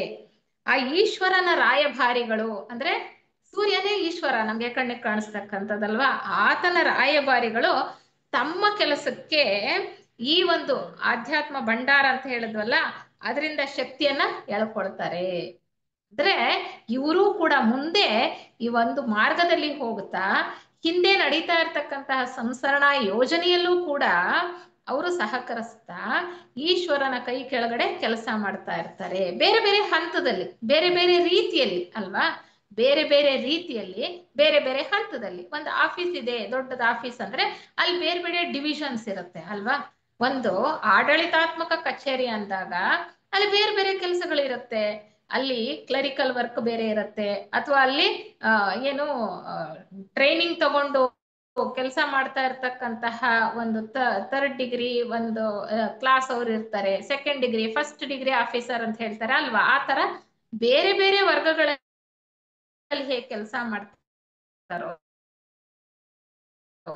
ಆ ರೀತಿ ಇವರು ಕೂಡ 4ನೇವ್ರು ಏನಪ್ಪಾ ಅಂದ್ರೆ, ಈ ನಾವು ಅಂತರಂಗ ಸರ್ಕಾರ ಅಂತ ನಾವೇನು ಹೇಳ್ತೀವಲ್ಲ, ಆ ಸರ್ಕಾರದ ಒಬ್ರು ಸದಸ್ಯರಾಗ್ಬೋದಂತೆ. ಮಾನವಾತೀತರಾದ್ಮೇಲೆ ಆ ಸರ್ಕಾರದ ಒಬ್ಬ ಸದಸ್ಯರಾಗ್ಬೋದು. ಈ ಸರ್ಕಾರ ಏನ್ ಮಾಡುತ್ತೆ, ಅಂತರಂಗ ಸರ್ಕಾರ, ಅವರು ಎಲ್ಲಿ ಮಾನವ ವರ್ಗದಿಂದ ಮಾನವಾತೀತರಾಗಿ ಹೋಗ್ತಾರಲ್ಲ, ಅದೇ ಭೂಮಿಯನ್ನ ಅಥವಾ ಅದೇ ಗೋಳವನ್ನ ಅಥವಾ ಅದೇ ಗ್ರಹಮಾಲೆಯನ್ನ ಆಳತಕ್ಕಂತಹ ಅಥವಾ ಅಲ್ಲಿ ನಡೀತಕ್ಕಂತಹ ವಿಕಾಸ ಯೋಜನೆಯಲ್ಲಿ ರಕ್ಷಕರಾಗಿ ಕೆಲಸ ಮಾಡಬಹುದು ಅಂತ ಹೇಳ್ತಾರೆ. ಅದು ಒಂದು ವರ್ಗ. ಇನ್ನೊಂದು ವರ್ಗದವರು, ಇನ್ನೊಂದು ಮಾರ್ಗ ಏನಪ್ಪ, 7 ಮಾರ್ಗಗಳಲ್ವಾ, 4 ಆಯ್ತು. 5ನೇ ಮಾರ್ಗ ಏನಪ್ಪಾ ಅಂದ್ರೆ ಮುಂದಿನ ಒಂದು ಗ್ರಹಮಾಲೆ. ಮುಂದಿನ ಒಂದು ಗ್ರಹಮಾಲೆ ಅಂದ್ರೆ ಈ ಯೋಜನೆನೇ ಅಲ್ಲ, ಇನ್ನ ಒಂದು ಯೋಜನೆ, ಬೇರೆ ಒಂದು ಯೋಜನೆ, ಅಥವಾ ಈ ಯೋಜನೆಯಲ್ಲೇ ಇನ್ನೊಂದು ಮಾಲೆ, ಅಲ್ಲಿಗೆ ಹೋಗಿ ಅವ್ರು ಏನ್ ಮಾಡ್ಬೋದು ಅಂದ್ರೆ ರೂಪಗಳ ರಚನೆಯಲ್ಲಿ ಸಹಾಯ ಮಾಡಬಹುದು. ಈಗ ನಾವ್ ಏನ್ ಹೇಳ್ತೀವಲ್ಲ, ನಮ್ಗೆ ಏನು ಬಂದಿದೆ ರೂಪ, ಅದೇನು ಸುಮ್ಮನೆ ಆಗೋಯ್ತಾ, ಎಷ್ಟು ಜನ ದೇವತೆಗಳು ಕೆಲಸ ಮಾಡಬೇಕು, ಒಂದು ಕೀಟ ಕೂಡ ಅದು ಒಂದು ರೂಪವನ್ನ ಪಡ್ಕೊಳ್ಬೇಕು ಅಂದ್ರೆ ನಾವು ಹೇಳ್ತೀವಲ್ಲ ಸಾಮಾನ್ಯವಾಗಿ, ಎಷ್ಟು ಜನ ಕೆಲಸ ಮಾಡಿರ್ತಾರೆ, ಎಷ್ಟು ದೇವತೆಗಳು ಕೆಲಸ ಮಾಡಿರ್ತಾರೆ, ಎಷ್ಟು ಜೀವನ್ಮುಕ್ತರು ಕೆಲಸ ಮಾಡಿರ್ತಾರೆ ಆ ಒಂದೊಂದು ರಚನೆ ಆಗಬೇಕು ಅಂತಂದ್ರೆ ಅಂತ ಹೇಳ್ತೀವಲ್ಲ. ಹಾಗೆ ಆ ರೂಪಗಳ ರಚನೆ, ಬೇರೆ ಬೇರೆ ದೇಹಗಳ ರೂಪಗಳ, ಸ್ಥೂಲ ಸೂಕ್ಷ್ಮ ರೂಪಗಳ ರಚನೆಯಲ್ಲಿ ಇವರು ತೊಡಗುಕೊಳ್ತಾರೆ. ಅದು ಒಂದು ಮಾರ್ಗ. 6ನೇಯಾದ ಮಾರ್ಗ ಏನಪ್ಪಾ ಅಂದ್ರೆ ಅದ್ಭುತವಾದ ದೇವವರ್ಗದ ಸಂಸರಣೆಯನ್ನ ಪ್ರವೇಶಿಸಬಹುದು ಅಂತಾರೆ. ಇದು ಮಾನವ ವರ್ಗ, ನಾವು ಮಾನವ ವರ್ಗದಲ್ಲಿ ಸಂಸರಣೆ ಆಗ್ತಾ ಇದ್ದೀವಲ್ಲ, ಇದೇ ರೀತಿ ದೇವರುಗಳದ್ದು ಕೂಡ ಒಂದು ಸಂಸರಣಾ ಒಂದು ಪ್ರವಾಹ ಇದೆಯಂತೆ. ದೇವತೆಗಳಲ್ಲೂ ಕೂಡ ಕ್ಷುದ್ರ ದೇವತೆಗಳಿದ್ದಾರೆ, ಕೆಳವರ್ಗದ ದೇವತೆಗಳು, ಉನ್ನತ ವರ್ಗದ ದೇವತೆಗಳು ಇದ್ದಾರಲ್ವಾ, ಅಲ್ಲೂ ಕೂಡ ಸಂಸರಣೆ ಅನ್ನೋದು ನಡೀತಾ ಹೋಗ್ತಾ ಇದೆ. ಅಲ್ಲೂ ಕೂಡ ಸಂಸರಣೆ ನಡೀತಾ ಇದೆ, ಆದ್ರೂ ಬಹಳ ಉನ್ನತವಾದಂತಹ ಮೇಲ್ಮಟ್ಟದಲ್ಲಿ ನಡೀತಾ ಇದೆ ಅಲ್ಲಿ ಸಂಸರಣೆ, ಮಾನವ ವರ್ಗಕ್ಕೆ ನಾವು ಹೋಲಿಸಿದ್ದೆ. ಆದ್ರೆ ನಾವು ಇಲ್ಲಿ ಮಾನವಾತೀತರಾದ್ಮೇಲೆ ಆ ದೇವ ವರ್ಗದ ಸಂಸರಣೆ ಇದೆಯಲ್ಲ, ಅದಕ್ಕೆ ಹೋಗಿ ಸೇರ್ಕೋಬಹುದು. ಅದು ಒಂದು ಮಾರ್ಗ ಅಂತ ಹೇಳ್ತಾರೆ. ಇನ್ನೊಂದು ಕೊನೆಯದು ಹೇಳ್ತಾರೆ, 7ನೇ ಮಾರ್ಗ ಏನಪ್ಪಾ, ಮಾನವಾತೀತನಿಗೆ ಇರ್ತಕ್ಕಂತಹ ಮಾರ್ಗ ಅಂದ್ರೆ ಸೌರ ಬ್ರಹ್ಮಾಂಡೇಶ್ವರನ ವಶಕ್ಕೆ ತನ್ನನ್ನ ತಾನು ಒಪ್ಪಿಸಿಕೊಳ್ಳಬಹುದು. ನೇರವಾಗಿ ಸೌರ ಬ್ರಹ್ಮಾಂಡೇಶ್ವರನ ವಶಕ್ಕೆ ಒಪ್ಪಿಸ್ಕೊಳ್ಳೋದು. ನೀನ್ ಏನ್ ಕೆಲಸ ಕೊಟ್ರು ಮಾಡ್ತೀನಿ, ನೀನ್ ಕಸ ಗುಡಿಸೋ ಕೆಲಸ ಕೊಟ್ರು ಮಾಡ್ತೀನಿ, ಆಫೀಸರ್ ಆಗಿ ಕೂತ್ಕೊಂಡು ಕೆಲಸ ಮಾಡೋಂದ್ರು ಮಾಡ್ತೀನಿ ಅಂತ. ಆ ರೀತಿ ಯಾವುದೇ ಒಂದು ಕೆಲಸದ ಒಂದು ಏನು ಪರಿಮಿತಿ ಇಲ್ಲ, ಏನ್ ಹೇಳಿದ್ರೆ ಅದನ್ನ ಮಾಡ್ತಕ್ಕಂಥದ್ದು. ಅವರು ಇದು ಬಹಳ ಕಷ್ಟವಾಗಿರ್ತಕ್ಕಂತಹ ಮಾರ್ಗ ಅಂತ ಅವ್ರು ಇಲ್ಲಿ ಹೇಳ್ತಾರೆ. ಅಂದ್ರೆ ನೋಡಿ, ಇಲ್ಲೂ ಕೂಡ 7 ಮಾರ್ಗಗಳು, 7 ಜೀವ ವರ್ಗಗಳಲ್ಲಿ ವಿಕಾಸ ನಡೀತಾ ಇದೆ. ಮಾನವಾತೀತನಾದ್ಮೇಲೂ ಕೂಡ 7 ಮಾರ್ಗಗಳು ಅವನಿಗೆ ತೆರ್ಕೊಳುತ್ತೆ ಸೌರ ಬ್ರಹ್ಮಾಂಡದಲ್ಲಿ. ಅದಕ್ಕೆ ಹೇಳ್ತಾರೆ 7 ಅಂತಕ್ಕಂಥದಕ್ಕೆ ಬಹಳ ಮಹತ್ವ ಇದೆ ಅಂತ ಹೇಳ್ತಾರೆ. ಇದು 7 ಮಾರ್ಗಗಳು ಮನುಷ್ಯ ಪರಿಪೂರ್ಣತೆಯನ್ನ ಪಡ್ಕೊಂಡು ಮುಕ್ತನಾದ ನಂತರ, ಮಾನವಾತೀತನಾದ ನಂತರ ತೆರ್ಕೊಳ್ತಕ್ಕಂಥದ್ದು. ಇದು ಒಂದು ಅಂಶವನ್ನ ಹೇಳ್ತಾರೆ. ಇನ್ನೊಂದು ಮುಖ್ಯವಾಗಿರ್ತಕ್ಕಂತಹ ವಿಚಾರ, ಈ ಪೂರ್ವೋಕ್ತಿಯಲ್ಲಿ ಅವ್ರು ಏನ್ ಹೇಳ್ತಾರಪ್ಪ ಅಂದ್ರೆ, ಈ ಪ್ರತಿಯೊಂದು ಗ್ರಹಮಾಲೆ ಇದೆಯಲ್ಲ, ನಾವಿಲ್ಲಿ ತೋರಿಸಿದೀವಲ್ಲ, ಚಿಕ್ಕ ಚಿಕ್ಕ ಮಾಲೆಗಳು ತೋರಿಸಿದೀವಲ್ಲ, ಗ್ರಹಮಾಲೆಗಳು, ಆ ಪ್ರತಿಯೊಂದು ಗ್ರಹಮಾಲೆಯಲ್ಲೂ ಕೂಡ ಮನುಷ್ಯ ವರ್ಗದಲ್ಲಿ ಇರ್ತಾರಲ್ಲ, ನಾವು ಹೇಳಿದ್ವಿ ಪ್ರತಿಯೊಂದು ಗ್ರಹಮಾಲೆಯಲ್ಲೂ ಕೂಡ 7 ವರ್ಗಗಳಲ್ಲೂ ಕೂಡ ವಿಕಾಸ ನಡೀತಾ ಇದೆ, 7 ಜೀವ ಪ್ರವಾಹಗಳು ಹರಿತಾ ಇರತ್ತೆ. ಮನುಷ್ಯನ ಹಂತಕ್ಕೆ ಬಂದಾಗ ಆತ ಬಡ್ತಿಯನ್ನ ಪಡ್ಕೊಂಡು ಮಾನವಾತೀತನಾಗ್ತಾನೆ ಅಲ್ವಾ. ಈ ಮಾನವ ವರ್ಗಕ್ಕೆ ಬಂದಿರ್ತಕ್ಕಂಥವ್ರಿಗೆ ಒಂದು ಗೋಲ್ ಇಟ್ಟಿರ್ತಾರೆ, ಒಂದು ಗುರಿಯನ್ನ ಇಟ್ಟಿರ್ತಾರೆ. ಪ್ರತಿಯೊಂದು ಕ್ಲಾಸಲ್ಲೂ ಕೂಡ ಎಷ್ಟೊಂದು ಪಾಠ ಮಾಡ್ತಾರೆ ಅಲ್ವಾ ನಮ್ಗೆ ಸ್ಕೂಲಲ್ಲಿ, ಆ ಎಲ್ಲವನ್ನೂ ಕೂಡ ನಾವು ಓದಿ ಚೆನ್ನಾಗಿ ಅರಗಿಸ್ಕೊಂಡು ವಿಚಾರವನ್ನ ತಿಳ್ಕೊಂಡ ಮೇಲೆ ಒಂದು ಪ್ರಿಪರೇಟರಿ ಎಕ್ಸಾಮ್ ಅಂತ ಮಾಡ್ತಾರೆ. ಫೈನಲ್ ಎಕ್ಸಾಮ್ ಮುಂಚೆ ಪ್ರಿಪರೇಟರಿ ಎಕ್ಸಾಮ್. ಆ ಪ್ರಿಪರೇಟರಿ ಎಕ್ಸಾಮ್ ಅಲ್ಲಿ ಅವನು ನಿಜವಾಗ್ಲೂ ಚೆನ್ನಾಗಿ ಓದಿ ಗ್ರಹಿಸಿ ಅವನು ಉತ್ತೀರ್ಣನ ಆಗಬಲ್ಲನ ಅನ್ನೋದು ಗೊತ್ತಾಗತ್ತೆ ಪ್ರಿಪರೇಟರಿ ಎಕ್ಸಾಮ್ ಅಲ್ಲಿ ಅಲ್ವಾ. ಆ ತರ ಇದು ಒಂದು ಪ್ರಿಪರೇಟರಿ ಎಕ್ಸಾಮ್ ಅಂತ ಇರುತ್ತೆ. ಅವ್ರಿಗೊಂದು ಗೋಲ್ ಇರುತ್ತೆ. ಗೋಲ್ ಏನು? ಮನುಷ್ಯ ವರ್ಗದಿಂದ ಅವನು ಮುಕ್ತಿಯನ್ನ ಪಡ್ಕೊಂಡು ಹೋಗ್ಬೇಕು. ಗೋಲ್ ಏನಪ್ಪಾ ಅಂದ್ರೆ ಮಾನವಾತೀತನಾಗಬೇಕು ಅನ್ನೋದೇ ಗೋಲ್, ಅದೇ ಗುರಿ. ಆಯ್ತಾ? ಅದಕ್ಕೆ ಪ್ರತಿಯೊಂದು ಮಾಲೆಯಲ್ಲೂ ಕೂಡ ಮನುಷ್ಯ ವರ್ಗ ಇರುತ್ತಲ್ಲ, ಅವರು ಮಾನವಾತೀತರಾಗಿ ಹೋಗಬೇಕು, ಅದು ಗುರಿ. ಅದನ್ನ ಅವರು ತಲುಪೋದಕ್ಕೆ ಸಾಧ್ಯನಾ ಅನ್ನೋದನ್ನ ಟೆಸ್ಟ್ ಮಾಡ್ತಾರೆ, ಅಂದ್ರೆ ಪರೀಕ್ಷೆ ಮಾಡ್ತಾರೆ. ಈಗ ಉನ್ನತ ಅಂತರಂಗ ಸರ್ಕಾರದಲ್ಲಿರ್ತಕ್ಕಂಥವ್ರು ಈ ಒಂದು ಮಾಲೆಯ ಯೋಜನೆಯನ್ನ ನೋಡ್ಕೊಳ್ತಾ ಇರ್ತಕ್ಕಂಥವ್ರು ಅಲ್ವಾ, ಅವ್ರು ನೋಡ್ತಾರೆ. ಅದಕ್ಕೆ ನಾವು ಇವ್ರ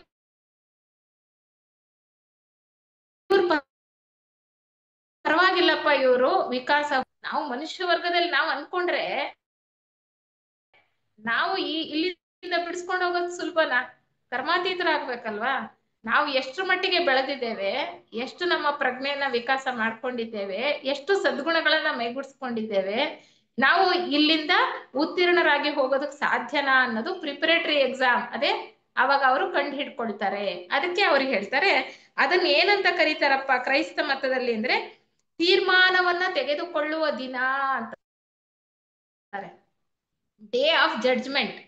ಅಂದ್ರೆ ಪ್ರಿಪರೇಟರಿ ಎಕ್ಸಾಮ್ ಆದ್ಮೇಲೆ ಈತ ಮುಂದಕ್ಕೆ ಫೈನಲ್ ಎಕ್ಸಾಮ್ ಕೊಡ್ತಾನ ಅಥವಾ ಪಾಸ್ ಆಗಬಹುದಾ ಅನ್ನೋದು ಗೊತ್ತಾಗತ್ತಲ್ವಾ, ಅದನ್ನ ಇವ್ರು ಏನ್ ಹೇಳ್ತಾರೆ, ತೀರ್ಮಾನವನ್ನ ತೆಗೆದುಕೊಳ್ಳುವ ದಿನ. ಅಲ್ಲಿ ಪಾಸ್ ಆದವ್ರನ್ನ ಏನಂತಾರೆ, ತೇರ್ಗಡೆ ಆದವರು ಅಂತ ಹೇಳ್ತಾರೆ.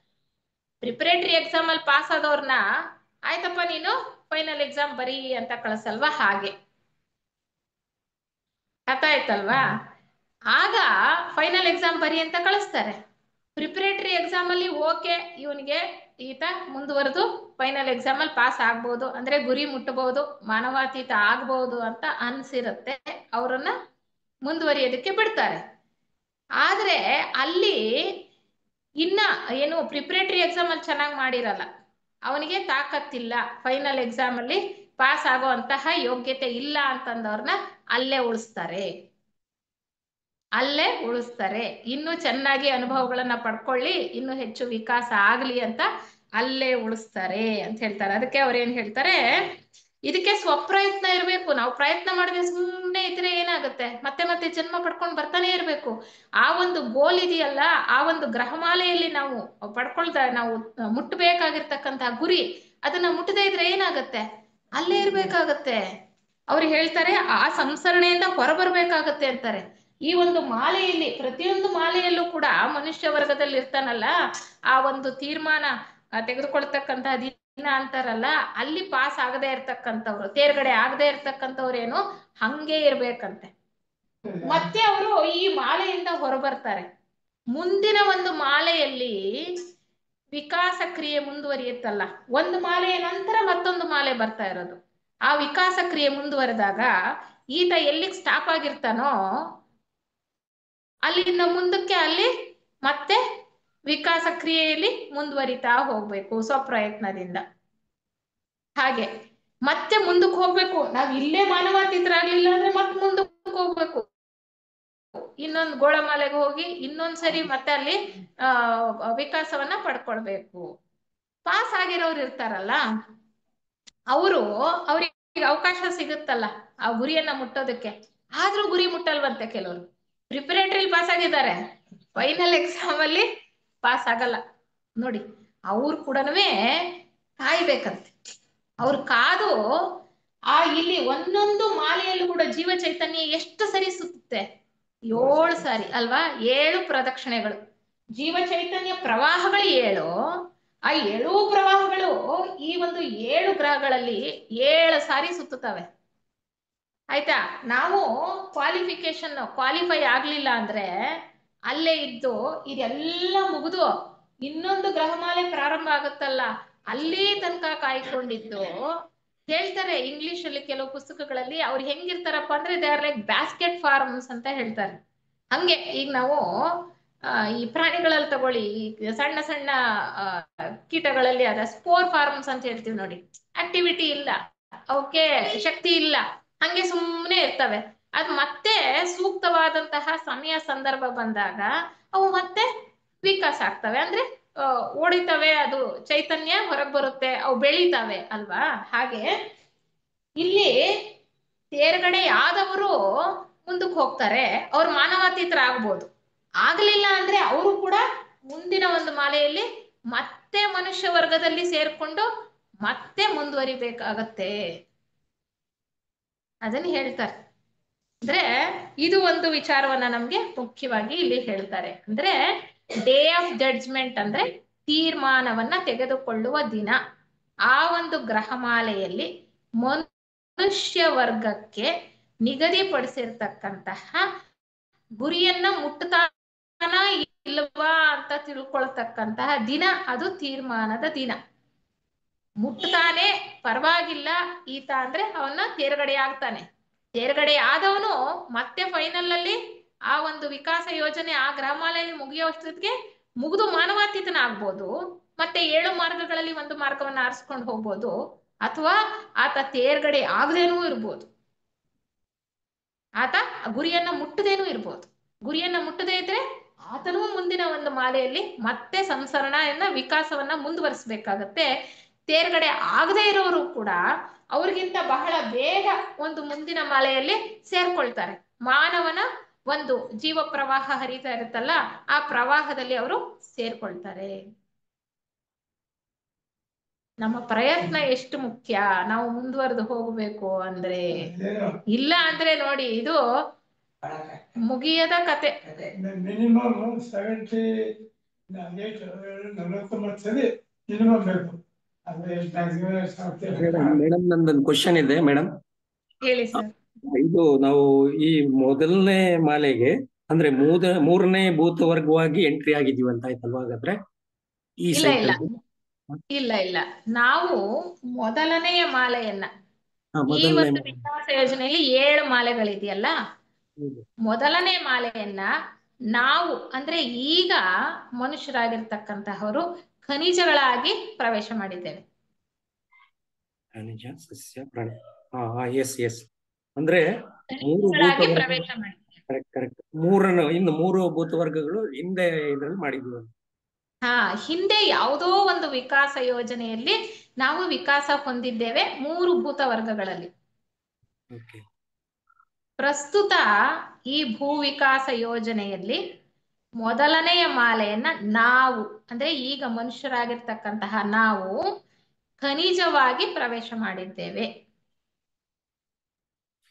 ಆ ಒಂದು ಮಾಲೆಯಲ್ಲಿ ಆ ಒಂದು ಚಿಕ್ಕ ಮಾಲೆ ಇದೆಯಲ್ಲ, ಅಂದ್ರೆ ಮೊದಲನೆಯ ಮಾಲೆ ಇದೆಯಲ್ಲ, ಆ ಮಾಲೆಯಲ್ಲಿ ಜೀವ ಚೈತನ್ಯ 7 ಸುತ್ತು ಬರೋ ಅಷ್ಟು ಹೊತ್ತಿಗೆ ನಾವು ಖನಿಜ ವರ್ಗದಲ್ಲಿ ಸಂಪೂರ್ಣವಾಗಿ ವಿಕಾಸ ಹೊಂದಿ ಮುಂದಿನ ಮಾಲೆಯಲ್ಲಿ ಸಸ್ಯಗಳಾಗಿ ಹುಟ್ಟುತ್ತೇವೆ.